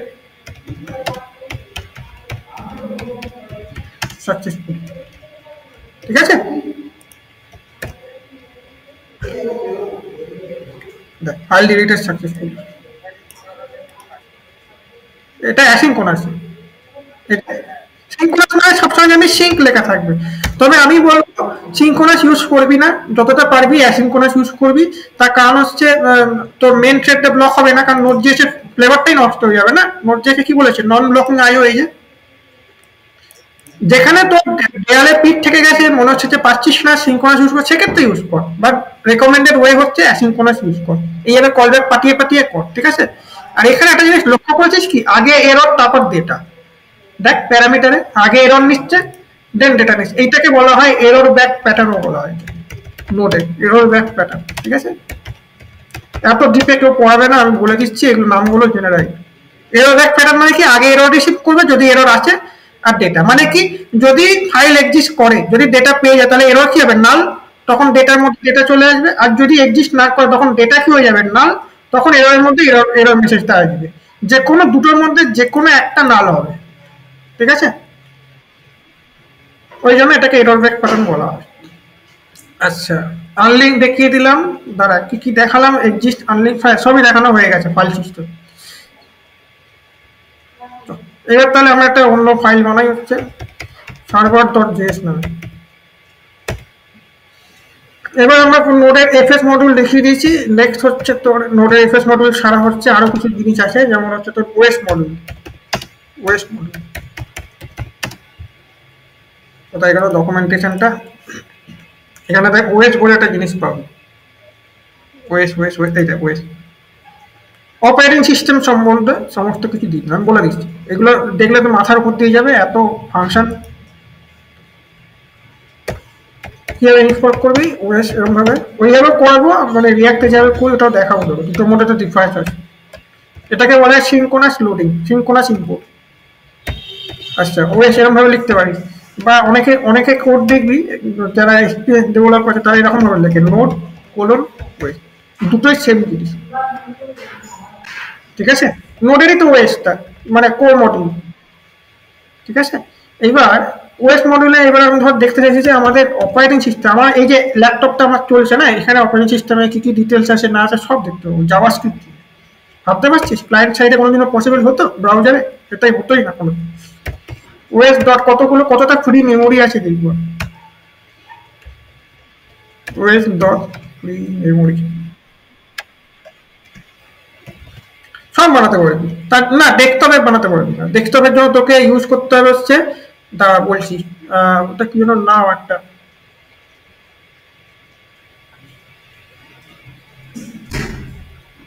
ডেস্কটপে একটা নাম আছে, দাঁড়া আমার নামটা মনে পড়ছে না এই মুহূর্তে, পরে বলছি, দাঁড়া আগে করিয়ে দিই। নামটা মনে পড়ছে না, জাভাস্ক্রিপ্ট একটা লাইব্রেরি আছে।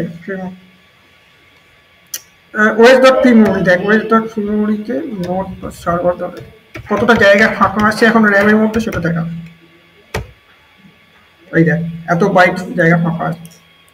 ঠিক আছে, এবার আমি দেখছি যে সিপিইউ এর আমার এই রাইজেন 3 আছে। ঠিক আছে, রাইজেন 3 এ কতগুলো থ্রেড আছে আমরা সেটা দেখতে চাই, কটা কোর আছে আর কি, সেটাও পসিবল। এটা যতগুলো অ্যারে অফ অবজেক্ট দিয়েছে তো একটা থ্রেড, এই একটা অবজেক্ট একটা থ্রেড, এই আরেকটা অবজেক্ট আরেকটা থ্রেড, এই আরেকটা অবজেক্ট হচ্ছে আমার আরেকটা থ্রেড, মানে কোর আর প্রসেসরের কোর আরেকটা থ্রেড। ভাবতে পারছিস ক্লায়েন্ট সাইডে ব্রাউজারে কোনোদিনও পসিবল হতো এগুলো? কোনোদিনও হতো না।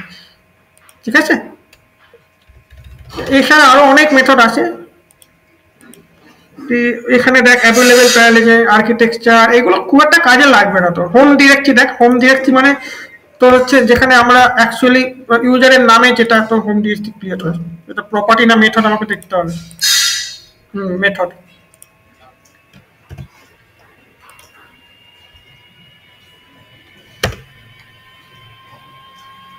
ঠিক আছে, হোম ডিরেক্টরিটা দিয়ে দিচ্ছি যার নামে তোর মানে ওএস এর যেটা রেজিস্টার করা আছে। এটা হচ্ছে আমাদের ওএস মডিউল। এবার ওএস মডিউলের পর হচ্ছে আমাদের হচ্ছে পার্ট মডিউল। এটা খুব ইম্পর্টেন্ট, পার্ট মডিউলটা বেশি কাজে লাগে। এফএস আর পার্টটা এক্সপ্রেশন পাথ কোর মডিউল। তাহলে সবার ফার্স্টে আমাকে কি করতে হবে, পাথটাকে ইম্পোর্ট করতে হবে। Path equal to require node colon পাথও লিখতে পারিস বা ওই হ্যাভও লিখতে পারিস, শুধু পাথও লিখতে পারি। আচ্ছা সবার ফার্স্টে আমি দেখি যে আমার এই যে পাথটার মধ্যে অ্যাকচুয়ালি কি আছে। পাথ ধর আমি একটা পাথ বানাই বলছে দাঁড়া, ফন্ট পাথ বানাচ্ছি। ধর এই সার্ভার জেএস এর যে পাথটা আছে সেটাকে কপি করে দিই, কপি কপি পাথ। ঠিক আছে, মাই path same path variable name, এইটা এটা হচ্ছে আমার পাথ পাথ ভেরিয়েবলের ভ্যালুটা। এইখানে আমি বলছি পাথ ডট এইটা বেস নেম কি আছে, base name server dot JS, path dot base name আমি বলছি মাই পাথের বেস নেমটা বলো, দেখবি কি দেয়। দেখ কোড সার্ভার ডট জেএস, বুঝতে পারলি কি করলো অ্যাকচুয়ালি? এই যে আমার যে ফোল্ডারটা আছে না নোড.জেএস, নোড.জেএস ব্যাকএন্ড যেটা ছিল অ্যাকচুয়ালি সেটা সমেত আমাকে এটা দিয়ে দিয়েছে পুরোটা, এবং সার্ভার ডট জেএসটা ফোল্ডার নেমের সাথে কনক্যাটিনেশন করে দিই।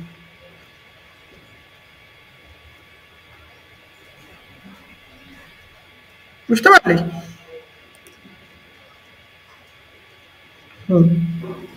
এই যে নোটস ব্যাটাতে যে শাটারটা যেটা আছে এটার সাথে ওটা দিয়ে দিয়েছে।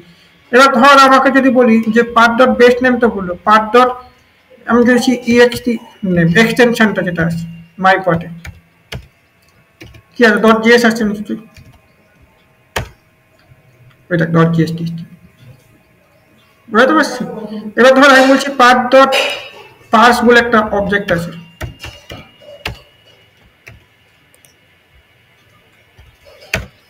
এটা একটা অবজেক্ট দেয় বেস নেম হচ্ছে আমার এইটা ইএক্সটি হচ্ছে আমার এইটা নেম হচ্ছে আমার এইটা বুঝতে পারছি পুরো এইভাবে দিয়ে দিই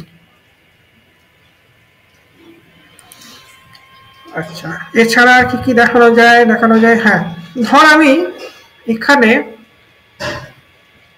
তোর আমি শুধু নোট জিএস কোডটাকে দেখতে চাইছি তার আগে একটা জিনিস দেখাই ধর আমার কাছে একটা পাথ আছে ধর কোন পার্ট 1 ইকুয়াল টু রয়েছে ধর সি ড্রাইভের মধ্যে ধর রয়েছে ডেস্কটপ ধর একটা পার্ট আছে ধর কোন পার্ট 2 আছে ধর স্ল্যাশ হোম ডিআইআর স্ল্যাশ আছে ধর রিয়াক্ট এরকম রয়েছে এবার আমি চাইছি যে দুটো পার্টকে কনক্যাটিনেশন করব একটা পার্ট বানাবো সেটাও পসিবল হয় তার জন্য একটা মেথড আছে জয়েন ফার্স্টে বললাম পার্ট 1 কমা দিয়ে লিখবো তোর পার্ট দুটো পার্ট নিয়ে একটা টোটাল একটা ফাইনাল পার্ট বানাবে দেখ ফাইনাল পার্ট বুঝতে পারলি আর কোনো ডাউট আছে এখানে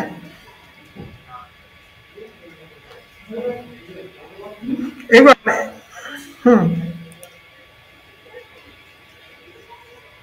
ইউজার থেকে ইনপুট নিতে চাস মানে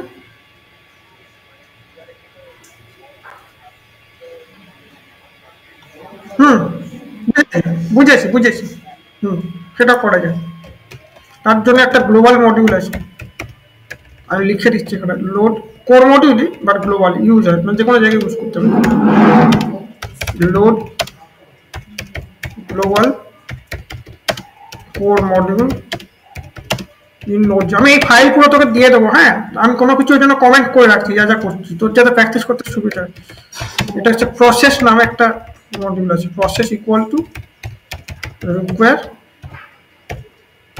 নোট কোলন প্রসেস এটা সে এখনকার মানে স্ট্যান্ডার্ড ওয়ে নোট কোলন লেখাটা তুই চাইলে শুধু প্রসেসও লিখতে পারিস এবার ধর আমি ইনপুট দেব এখানে ইনপুট দেওয়ার জন্য এগুলো সব বন্ধ করছে হচ্ছে কমেন্ট লাইনে তোকে দিতে হবে যাওয়ার মতো ঠিক আছে কনসোল লক করছি প্রসেস ডট argb এবার ধর আমি ফাইলটাকে স্টার্ট করছি নোট সার্ভার ডট জেএস এবার আমি ধর কিছু একটা এখানে লিখতে চাইছি ঠিক আছে ধর তোর নামটাই লিখলাম সৌভিক দেন লিখলাম মিত্রা তাহলে কি হবে বলতো সৌভিক একটা ডেটা মিত্রা একটা ডেটা প্রথমে কি আছে নোড আছে সার্ভার ডট জেএস আছে এগুলো সব চলে যাবে দেখো argb মধ্যে এইটা প্রথমে নোড কি পাঠিয়েছিলাম এখানে নোড পাঠিয়েছিলাম নোডের পুরো পাথটা দিয়ে দিয়েছি দেখ নোডটা কোথায় ইনস্টল আছে সেইটা সেকেন্ড কি দিয়েছি সার্ভার ডট জেএস এই যে সার্ভার ডট জেএস এর দেখ পুরো পাথটা দিয়ে দিয়েছি সার্ভার ডট জেএস যে ফাইলটা আছে কোথায় লোকেটেড মানে অ্যাবসলিউট পাথ দিয়ে দিয়েছি তারপর হচ্ছে তোর ডেটাটা সৌভিক দেন হচ্ছে মিত্রা কিন্তু আমার এই প্রথম দুটো তো দরকার নেই না তাহলে প্রথম দুটোকে বাদ দিয়ে করি 0 আর 1 বাদ দিয়ে সবসময় তার মানে তো ডট স্লাইস করে দিই এখানে তোর হচ্ছে তোর কত থেকে 2 থেকে এন্ড পর্যন্ত চলে যাবে এটা তো অ্যারের মধ্যে স্লাইস করতে হয় দেখ সৌভিক মিত্রা এবার কাজ কর না ঠিক আছে এটা অ্যারে এবার অ্যারে না কি করে বুঝবি তার জন্য জাভাস্ক্রিপ্টের মেথড আছে array dot use array true return করবে অ্যারে অফ স্ট্রিং হয়ে যাবে এটা ট্রু রিটার্ন করছে তার মানে অ্যারে বোঝা গেছে প্রসেস ডট argb দিয়ে করবি এছাড়া আরেকটা ফাংশন আছে এখানে প্রসেস ডট এক্সিট বলে একটা এটা এক্সিট করে দেয় ফোর্সফুলি প্রোগ্রামটাকে স্টপ করিয়ে দেবে তার তলে আমি লিখলাম ধর কন্ট্রোল লগ হাই দেখে হাইটা প্রিন্ট হয় না হবে না দেখ এখানে আমাকে ভিএস কোড কি বলছে আন্ডারলাইন দিয়ে দিচ্ছে কি বলছে আনরিচেবল কোড মানে এটা এক্সিকিউট হবে না দেখ এক্সিটই হলো না। এবার 0 আর 1 মানে কি? 0 মানে সাকসেসফুলি হবে, আর 1 মানে তুই এক্সিট করছিস, কোনো কারণ আছে, কোনো বাক্স আছে, সেই জন্য, ওই জন্য 1 লিখছিস। বোঝা গেছে?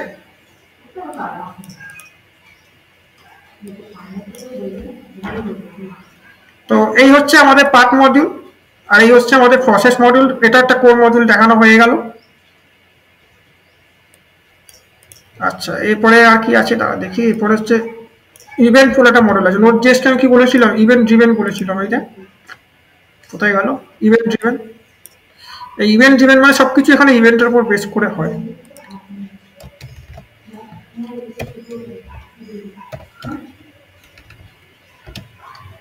এখানে একটা কনসেপ্ট আছে, সেটা হচ্ছে আমি বলছি লোড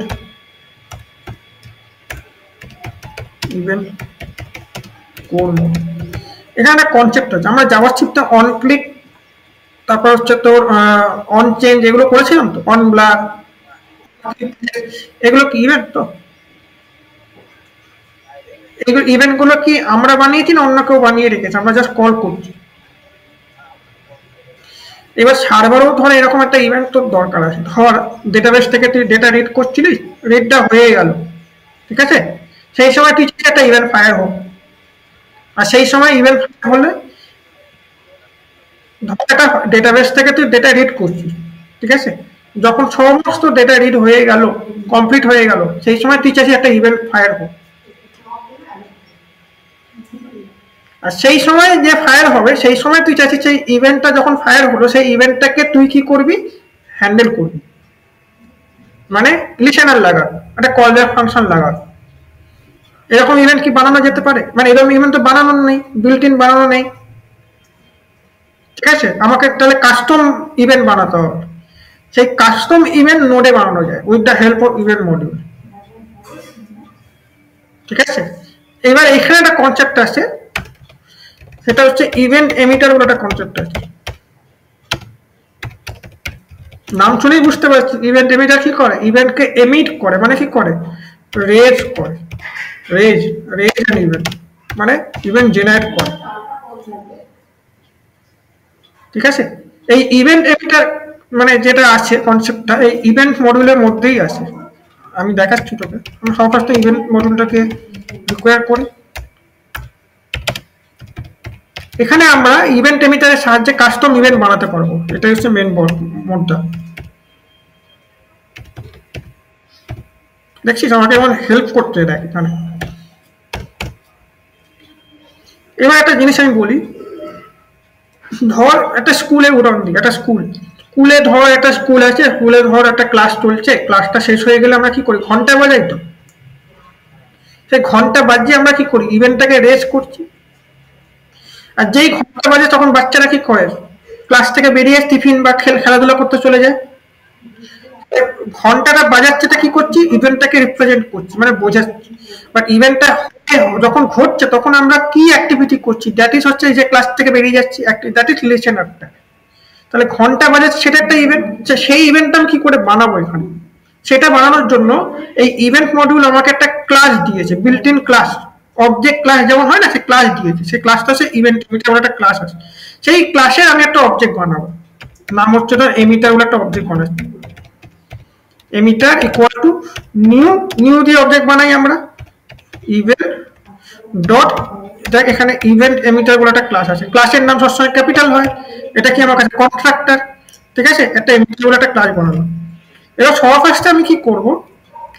এই এমিটার ক্লাসটাকে লিসেন করব। মানে ঘন্টা বাজিয়ে দিলে আমরা কি করব? দৌড়াদৌড়ি শুরু করে দেবো, তাই তো? সেটাই মানে হচ্ছে লিসেনিং অ্যান্ড ইভেন্ট। ইভেন্টটাকে লিসেন করব।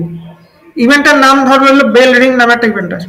তাহলে আমি কি লিখবো? এমিটার ডট অন বলে একটা রয়েছে, মেথড আছে, দেখতে পাচ্ছিস? অন বলে ঘন্টা বাজালে মানে বেল রিং যখন হবে, ঠিক সময় আমরা কি করবো? কল ব্যাক ফাংশন দিয়ে দিচ্ছি। ধর আমি বললাম এখানে পুরে our class has ended successfully, মানে ঘন্টা বাজালে আমরা এই কাজটা করবো, দ্যাট ইজ অ্যাক্টিভিটি, সেটাকে আমরা এখানে লিখে দিই। বাট ঘন্টাটা তো বাজাতে হবে তাই না, সেটার জন্য কি করতে হবে, আমাকে রেজ করতে হবে ইভেন্টটাকে। ওই জন্য ইভেন্ট এমিটার বলছে রেজ বা এমিট করবো, তাহলে রেজ অ্যান্ড ইভেন্ট, ইভেন্টটাকে রেজ করতে হবে, ইভেন্টটা রেজ হবে কোথায়, এখানে এমিটার ডট এমিট বলে একটা মেথড আছে, এই যে এমিট, তার ইভেন্টটার নাম কি বেল রিং, দেখ বলে গেল নাকি।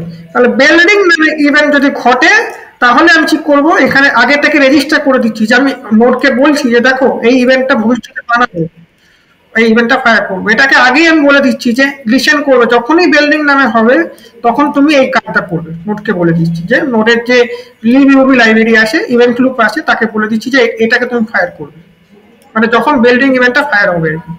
দেখা যাক এটা কিভাবে কাজ করে।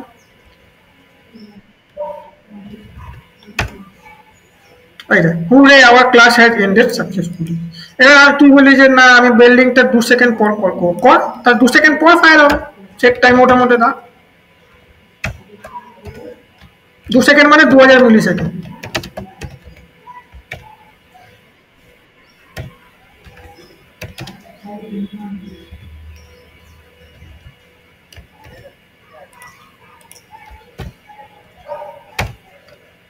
দেখ 2 সেকেন্ড পর ফায়ার হবে, 1 2, এটা 2 সেকেন্ড পর ফায়ার হবে। এবার বললি যে না আমি লিসেনারটাকে তোলায় রাখবো আগে রেস্ট করবো, তাহলে কি কল হবে, না তাহলে কি করে কল হবে, তুই তো বলছিস না প্রথমে ইভেন্ট ফায়ার হয়ে যাচ্ছে, ইভেন্ট ফায়ার হয়ে গেলে কি করতে হবে ও তো জানে না তাই না, তুই দেখ কল হবে না, 2 সেকেন্ড পর দেখ কিচ্ছু কল হবে না, এটা তো সেভ করা হয়নি আমার। 2 সেকেন্ড সিঙ্কোনাস করি, অ্যাসিঙ্কোনাসটা বাদ দিয়ে, সিঙ্কোনাস হলে এটা কল হয়ে যাওয়ার কথা, মানে কল হবে না, এটা সিঙ্কোনাস হলে কল হবে না, দেখে নি। তারপর অ্যাসিঙ্কোনাসটা বুঝাচ্ছি, দেখ কল হলো না কেন বলতো, প্রথমে ও এমিটে এলো, বিল্ডিং নামে ইভেন্ট ফায়ার করলো, এখানে কি করছে ফায়ার করছে তো এটা, কিন্তু ওই মুহূর্তে ওকে ফায়ার করলে কি করতে হবে সেটা তো জানা নেই, কিন্তু আমাকে সেটাকে আগে বলে দিতে হবে। কিন্তু এটা ক্ষেত্রে কেন কল হলো, এটা ক্ষেত্রে কল হলো তার প্রধান কারণ হচ্ছে আমি বলে দিই, এটা ক্ষেত্রে দেখ প্রথমে এলো, এসে 2 সেকেন্ড টাইম লাগবে, তাহলে এই লাইনটা ও বসে থাকলো না, ও তখন চলে গেল লিসেন করতে। হ্যাঁ বানিয়ে নিয়েছে অলরেডি, রেশন হয়ে গেছে, দেন তারপর 2 সেকেন্ড এক্সপায়ারি হয়েছে, তখন এই কল ব্যাকটা কল হয়েছে, কল হয়ে গেছে, ঠিক আছে।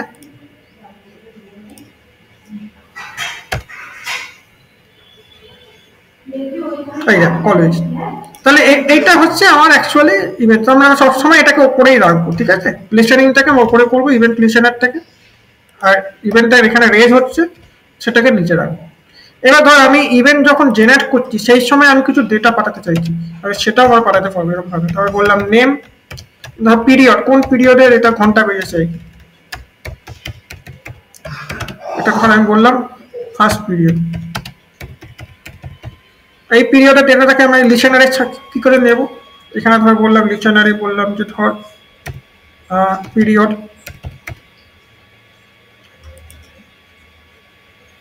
এখানে বললাম ধর পিরিয়ড, টেমপ্লেট লিটারাল করে দিই, তারা বেশি ভালো হবে। এখানে পিরিয়ডটা আমার কাছে কি একটা অবজেক্ট, তার ডট পিরিয়ড, মানে ইভেন্ট যখন আমরা রেজ করছি সেই সময় আমরা কি পাঠিয়ে দিচ্ছি, ডেটাও পাঠাতে পারবো, যেখান থেকে ইভেন্টটা রেজ হচ্ছে, আর যেখানে লিসেন আছে সেখানে ক্যাচ করবো, করবো জিনিসটাকে, সেটাও পসিবল। এই দেখ ফার্স্ট পিরিয়ড, দেখতে পাচ্ছিস, তাহলে এইভাবে আমরা ডেটা পাঠাতেও পারি, আবার এইভাবে আমরা ডেটা রিসিভও করতে পারি, বোঝা গেছে এই অবধি। এবার এই রিয়েল লাইফে কিন্তু আমরা এইভাবে করি না, ঠিক আছে, এটা সেট টাইমারটা আমি বন্ধ করছি, রিয়েল লাইফে আমরা এইভাবে করি না, রিয়েল লাইফে আমরা ইভেন্টটাকে এমিট করি অন্য ফাইলে, আর ইভেন্টটাকে লিসেন করি অন্য ফাইলে, মানে সেগ্রিগেট করবো ইভেন্টটাকে, ঠিক আছে, সেগ্রিগেট মানে কি আমরা মডিউলার অ্যাপ্রোচ ফলো করবো, ইভেন্টটা এমিট হবে অন্য ফাইলে, তাই জন্য আমরা এখানে ধর একটা ফাইল বানাচ্ছি, ধর স্কুল বলি, স্কুল ডট জিএস বলে একটা ফাইল বানানো, এখানে ধর আমি সবার ফার্স্ট আমার কাছে করতে হবে, লোড করতে হবে ইভেন্ট মডিউলটাকে, তাহলে লিখতে হবে লোড ইভেন্ট কোর মডিউল।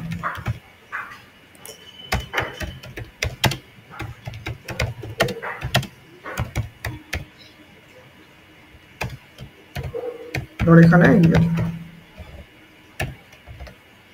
এইবার ধর এখানে আমি ইভেন্ট এমিটারে অবজেক্ট বানাতে হবে, emitter equal to new event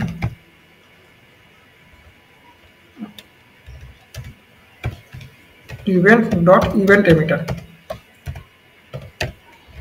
এইবার আমি এখানে বললাম ধর আমি একটা কি করি, কি করা যায় এখানে একটা ধর একটা ফাংশন বানালাম, ধর কন আমি বললাম যে স্টার্ট পিরিয়ড বল,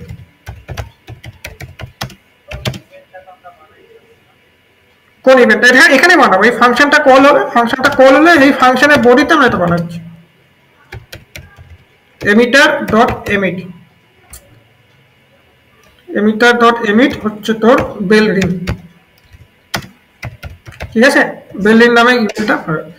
আর এটাকে আমরা কি করবো, মডিউল এক্সপোর্ট করে দিই, মডিউল এইভাবে নোড এক্সপোর্ট করে module dot export equal to start period, ঠিক আছে। তাহলে কি হলো, সবার ফার্স্টে আমি বলি যে স্কুলের পিরিয়ড স্টার্ট হয়েছে তোর, মানে প্রথমে ধর বাংলা ক্লাস ছিল সেটা ক্লাস স্টার্ট হয়েছে তোর, আমি বললাম পিরিয়ড স্টার্টেড, ঠিক আছে। তারপর এক ঘন্টা ধরে 2 ঘন্টা কিছুক্ষণ তো ক্লাস হয়, তারপরে তো বেল রিং হয়, নাকি ঢুকেই সঙ্গে সঙ্গে বেল রিং হয় না, তাই জন্য সেট টাইম অফ দিই।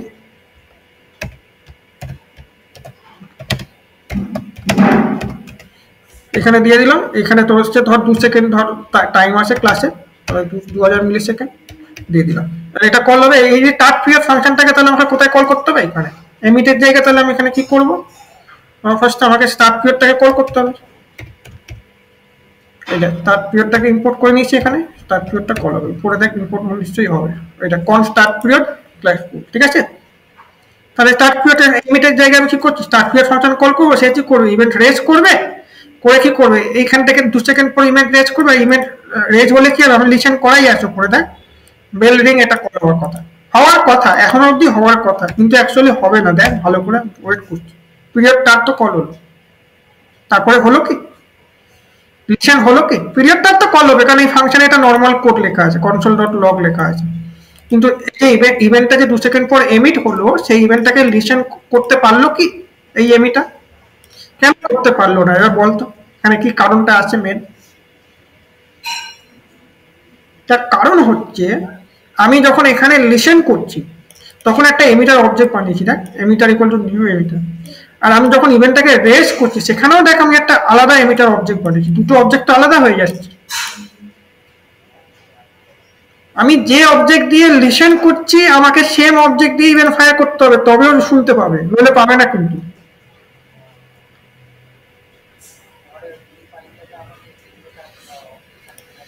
নিয়ে আসতে হবে, তার থেকে বেটার কি হয়, আমি একটা ক্লাস বানিয়ে নিই এখানে, এক্সপোর্ট ক্লাস, এক্সপোর্ট লেখার দরকারই নেই, আমি এখানে তলায় এক্সপোর্ট করবো ক্লাস, আমি বললাম এখানে স্কুল, আমি একটা ক্লাস বানিয়ে নিই, সেটা এক্সটেন্ড করবে কি এই ইভেন্ট এমিটারটাকে, তাহলে ইভেন্ট ডট ইভেন্ট এমিটার এই ক্লাসটাকে এক্সপোর্ট করবে, ঠিক আছে, বোঝা গেছে। এটা ইনভাইট করে নিলাম, এবার এখানে স্টার্ট পিরিয়ডটাকে পুরোটাকে নিয়ে চলে যাই ভেতরে, আর এখানে তো কলস থাকে না, এখানে তাহলে আমার কিছু করতে হবে এরকম ভাবে, তবে ঠিক আছে। এবার পিরিয়ড স্টার্ট হবে, এখানে এমিটার না লিখে কি লিখবো, এমিটারটাই কিভাবে পাবে, ডিস দিয়ে, ডিস ডট এমিট, ডিস মানে কি এই ইভেন্ট এমিটার ক্লাস থেকে বোঝাচ্ছে, এই ক্লাসেরই তো এমিট রে বাবা, তাই না,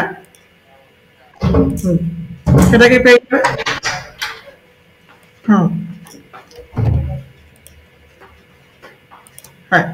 এবার আমি কি করছি, স্কুলটাকে আমি পাঠিয়ে দিচ্ছি ওখানে, এই সরি স্কুলটাকে, এই যে স্কুলের যে ক্লাসটাকে পাঠিয়ে দিলাম, মডিউল ডট এক্সপোর্ট স্কুল করে দিয়েছি। এখানে আমি কি করব, এই এমিটার ডট ইভেন্ট এমিট না করে সবার ফার্স্টে এখানে স্কুল ক্লাসটাকে আমি ইম্পোর্ট করে দিই, তাহলে এখানে আমি কি করব, স্কুল ক্লাসের এমিটার বানাবো, কোন ধর অবজেক্ট বানাবো, school equal to new school, ঠিক আছে। এবার স্কুল এবার অ্যাকচুয়ালি কাকে কাকে ইনহেরিট করছে ইভেন্ট এমিটার, তাহলে স্কুলের মধ্যে এই স্কুল অবজেক্টের মধ্যে কি থাকবে, অনও থাকবে এমিটও থাকবে সবই থাকবে। তাহলে এখানে এমিটার ডট অন না করে এটাকে আমি কমেন্ট করে রাখি তোর জন্য। এখানে কি হবে, এখানে এমিটার ডট অন না হয়ে স্কুল ডট অন, অন আসছে নাকি আবার দেখে নে, ডট এইটা অন চলে আসছে দেখছিস, ডট অন। এইবার দেখ, এইবার কাজ হওয়ার কথা। দাঁড়া, এখানে একটা কি গেছে, start period is not defined. Start পিরিয়ডটা তো এখানে হবে না, এখানে তাহলে আমাকে কি করতে হবে, স্কুল ডট স্টার্ট পিরিয়ড করতে হবে। মেথড তো স্কুল অবজেক্ট দিয়ে আমি স্কুল ডট স্টার্ট পিরিয়ড,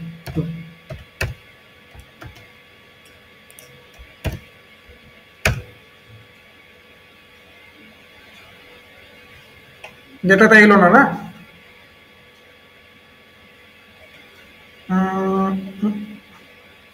দাঁড়া,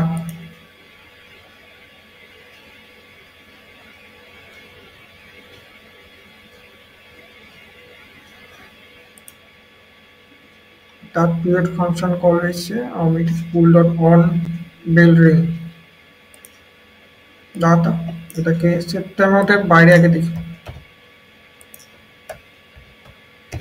this dot emit bell ring, bell ring. আচ্ছা, এখানে কিছু ডেটা গেছিল, আপাতত পিরিয়ডটাকে আমি বন্ধ রাখি।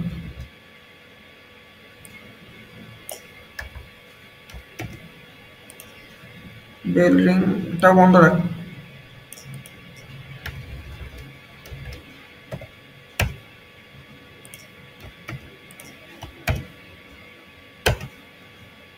এই দেখ, দেখতে পেলি? এবার এখানে কেন হয়নি এটা আমাকে দেখতে হবে, কেন হচ্ছে না দেখছি আমি। অ্যাকচুয়ালি এখানে যেটা হয়, সেট টাইম আউট যখন কোনো মেথডের মধ্যে তুই যখন সেট টাইম আউট লিখে দিস না, তার মধ্যে দিশের ভ্যালু হারিয়ে যায়, বুঝতে পারলি? সেটা করা যায়, আমি করছি। এটাকে করা একটা প্রসেস আছে, দিস ডট বাইন্ড করতে হয়।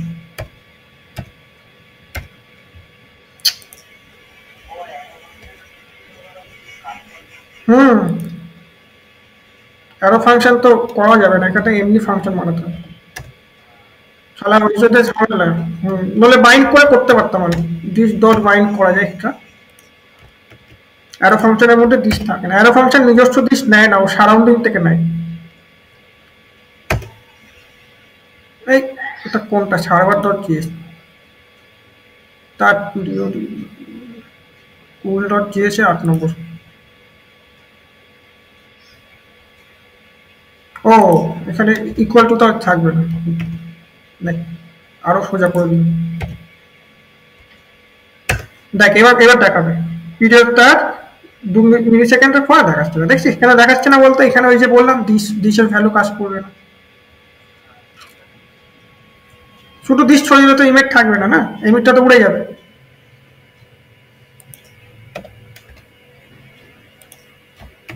দেখছো,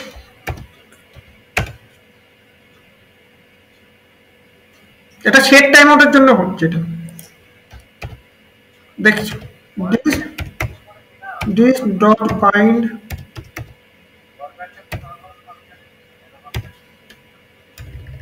নর্মাল ফাংশনই তো দিচ্ছিলাম।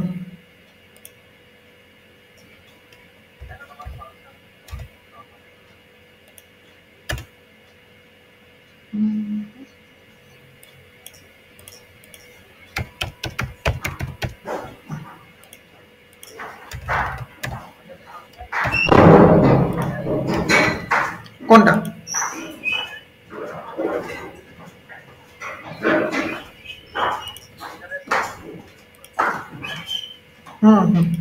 এটা সরালো কেন, এটা সরাতে লাগবে না।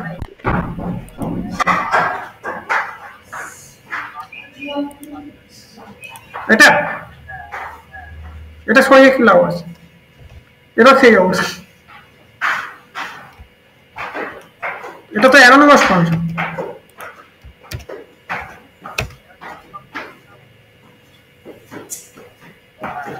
দিস ডট এমই, দিসের ভ্যালু পাচ্ছে না, না this dot me is not function. দাঁড়ান দাঁড়ান দাঁড়ান,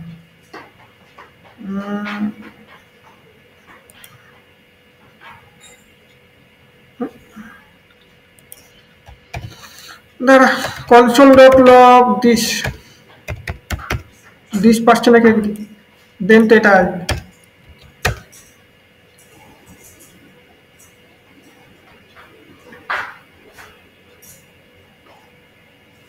আচ্ছা আচ্ছা আচ্ছা, দিস মানে এখানে প্যারেন্টটাকে নিয়ে দিচ্ছে রে, সমস্যাটা এখানেই হয়ে গেছে।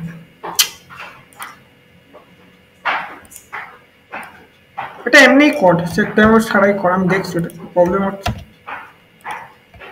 নর্মাল দিস দিয়ে কোড দেখ হয়ে যাবে।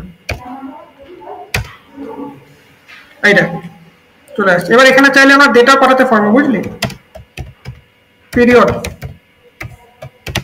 আমি ওটা দেখছি দিস দিয়ে করা যায়, বাইন্ড দিয়ে করতে হবে, আমি দেখে দিচ্ছি দিস পিরিয়ড। এখানে তাহলে আমার কাছে করতে হবে, কোথায় গেল ইভেন্ট এমিটার, এখানে পিরিয়ডটাকে অ্যাক্টিভ করতে হবে। এটা খুব ইম্পর্টেন্ট কনসেপ্ট, কিন্তু আমি বারবার করে বলছি, এটা মানে কোন জায়গায় কাজে লাগে মানে বুঝতে পারবে না। এটা ইভেন্ট এমিটার সব জায়গায়, নোট পুরো ইভেন্টের উপর বেস করে।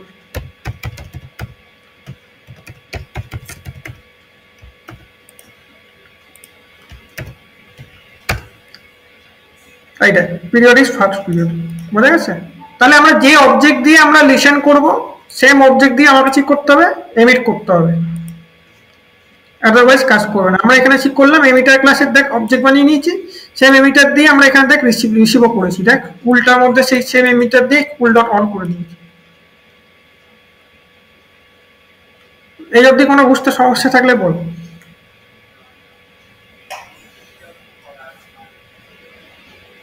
এই অবধি খাক, এই অবধি প্র্যাকটিস কর তাহলে।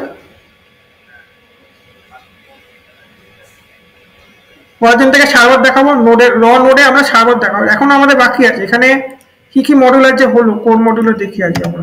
কোর মডিউলে আমরা করলাম হচ্ছে এফএস পার্ট মডিউল দেখিয়েছি, তারপর হচ্ছে তো কি দেখালাম যেন হচ্ছে ওএস মডিউল দেখিয়েছি, দেন হচ্ছে ইভেন্ট মডিউলটা যেটা মোস্ট ইম্পর্টেন্ট এটা দেখিয়েছি। আর এখানে আর বাকি মডিউল খুব একটা ইম্পর্টেন্ট নয়।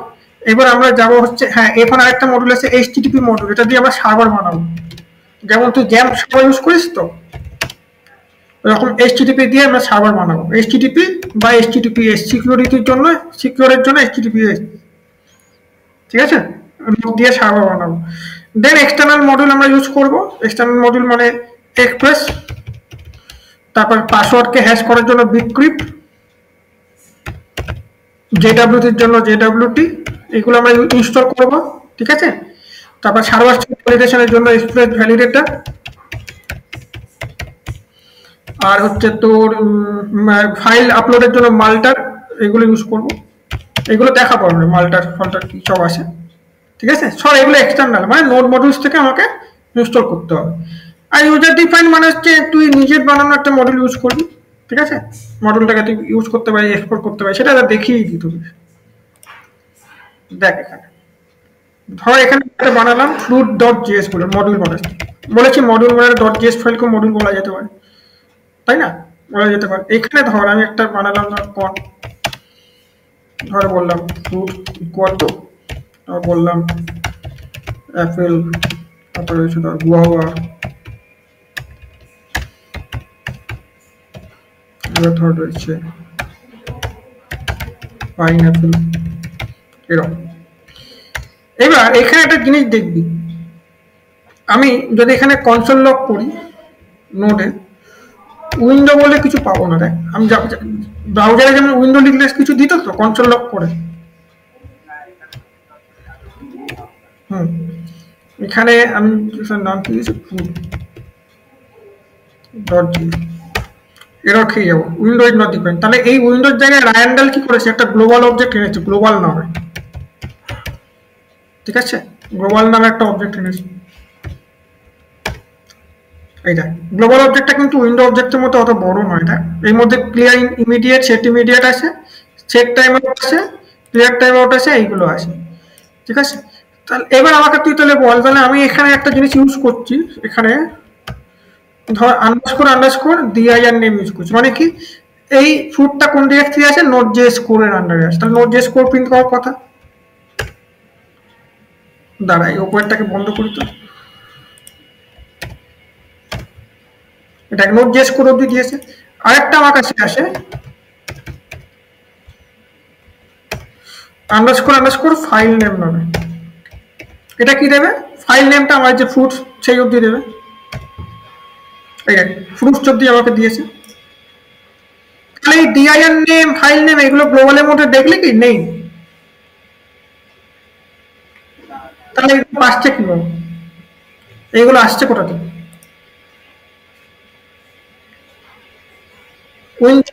মানে গ্লোবাল অবজেক্টের মধ্যে নেই এগুলো, তাহলে এগুলো অটোমেটিক এসে যাচ্ছে কি করে, অ্যাভেলেবেল হচ্ছে কি করে ফাইলের মধ্যে? এটা অ্যাভেলেবেল হচ্ছে, রায়ানদার কি করেছে বলতো, এই পুরো জিনিসটা এই যে আমরা কোড লিখি না, নোড ইন্টারনালি কি করে জানি, এই পুরো জিনিসটাকে একটা ফাংশনের মধ্যে ইফি তৈরি করে। ইফি মানে জানিস তো, এই যে এই জিনিসটা কল করে, দাঁড়া এটা কল করে, এবার তার মধ্যে পুরো যা যা আমরা লিখি সব র্যাপ করে দেয়। আর ইফিটা যখন কল হয় তখন এখানে কি কি জিনিস রিসিভ করে, underscore underscore DIR name, underscore underscore file name, then হচ্ছে প্রসেস, দেন হচ্ছে তোর প্রসেস ছাড়া কি কি থাকতে পারে, প্রসেস আছে, হ্যাঁ মডিউল, ঠিক আছে, এক্সপোর্ট, এই এই জিনিসগুলো। আর আমরা যদি কোনো কিছু এক্সপোর্ট মানে রিটার্ন যদি না করি, এই যে রিটার্ন রিটার্ন যদি না করি আমরা, ও বাই ডিফল্ট রিটার্ন করেছে কি জানিস, মডিউল ডট এক্সপোর্ট, ঠিক আছে, এটা বাই ডিফল্ট রিটার্ন করে। এই ইফিটা কে বানায়, ইফিটা বানায় হচ্ছে নোড অটোমেটিক ইন্টারনালি বানায়, ঠিক আছে, এটাকে ইফি বলে। করে বুঝবি যে এটা মানে ইয়ে আসে বা নেই, মানে সেটা মানে বোঝা যাবে কি করে। আমি যদি এই ফাইলটাকে ইম্পোর্ট করি, ধর আমি একটা বানাচ্ছি ধর ইন্ডেক্স 2 নামে, ধর আমি এখানে ইম্পোর্ট করলাম cons root equal to require dot slash root, এখানে ধর আমি কনসোল লগ করলাম ফ্রুটসটাকে, কি পাবো,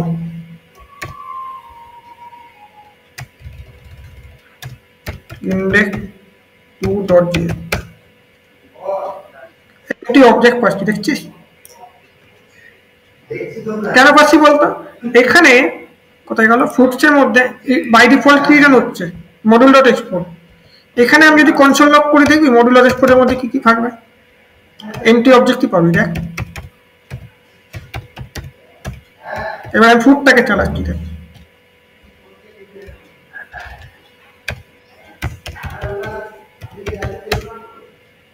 এটাকে এমটি অবজেক্ট আছে, তাহলে বাই ডিফল্ট রিটার্ন কিন্তু হচ্ছে এটা,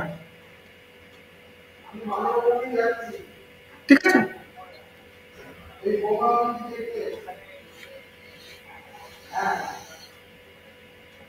এমটি মানে সবসময় এই এক্সপোর্টটা রিটার্ন হয়েই যাচ্ছে, সেই জন্য অন্য জায়গায় অ্যাভেলেবেল হচ্ছে। এবার এখানে এমটি জায়গায় তুই বললি যে না আমি এখানে করব যে কি মডিউল ডট এক্সপোর্টটাকে আমি অবজেক্টটাতে কি পাঠাবো, এই ফ্রুটটাকে পাঠাবো, এই অ্যারেটাকে, তখন সেটা থাকবে না, এটাকে বন্ধ করি কনসোল লক করে ইন্ডেক্স 2 তে দেখ আপনি আসবে, এখন ইন্ডেক্স 2 এর মধ্যে কি থাকবে, ফুট অবজেক্টের মধ্যে দেখ ডেটা পেয়ে যাবে। ফুটটা তো নয়, ভুল করলাম, দাঁড়া এটা ইন্ডেক্সটার মধ্যে দেখ, এই অবজেক্টের মধ্যে কি পেলাম, এটা পেয়ে দিচ্ছি। তার মানে এইখানে ইন্ডেক্স 2 তে রিকোয়ারটা যে কল হচ্ছে না, রিকোয়ারটাকে দেখ ফাংশন কলের মতো করেছি, রিকোয়ার মানে অ্যাকচুয়ালি কাকে কল করে জানি, ইফিটাকে কল হয়, পুটসের ইফিটাকে কল করে, বুঝতে পারলি, ইফিটাকে কল করছে, সেই সময় node automatically DIN name file name এগুলো পাঠিয়ে দেয়, আমাদের পাঠাতে হয় না, আর নিজের থেকেই রিটার্ন করিয়ে দেয়। এই যে মডিউল ডট এক্সপোর্ট ফ্রুট লিখেছি না, এই পরের লাইনে কি করতে হবে, নিশ্চয়ই রিটার্ন করতে হবে মডিউল ডট এক্সপোর্ট থেকে, তবে তো ইন্ডেক্স ডট 2 তে এই ফ্রুটসের মধ্যে পাবো আমি জিনিসটা।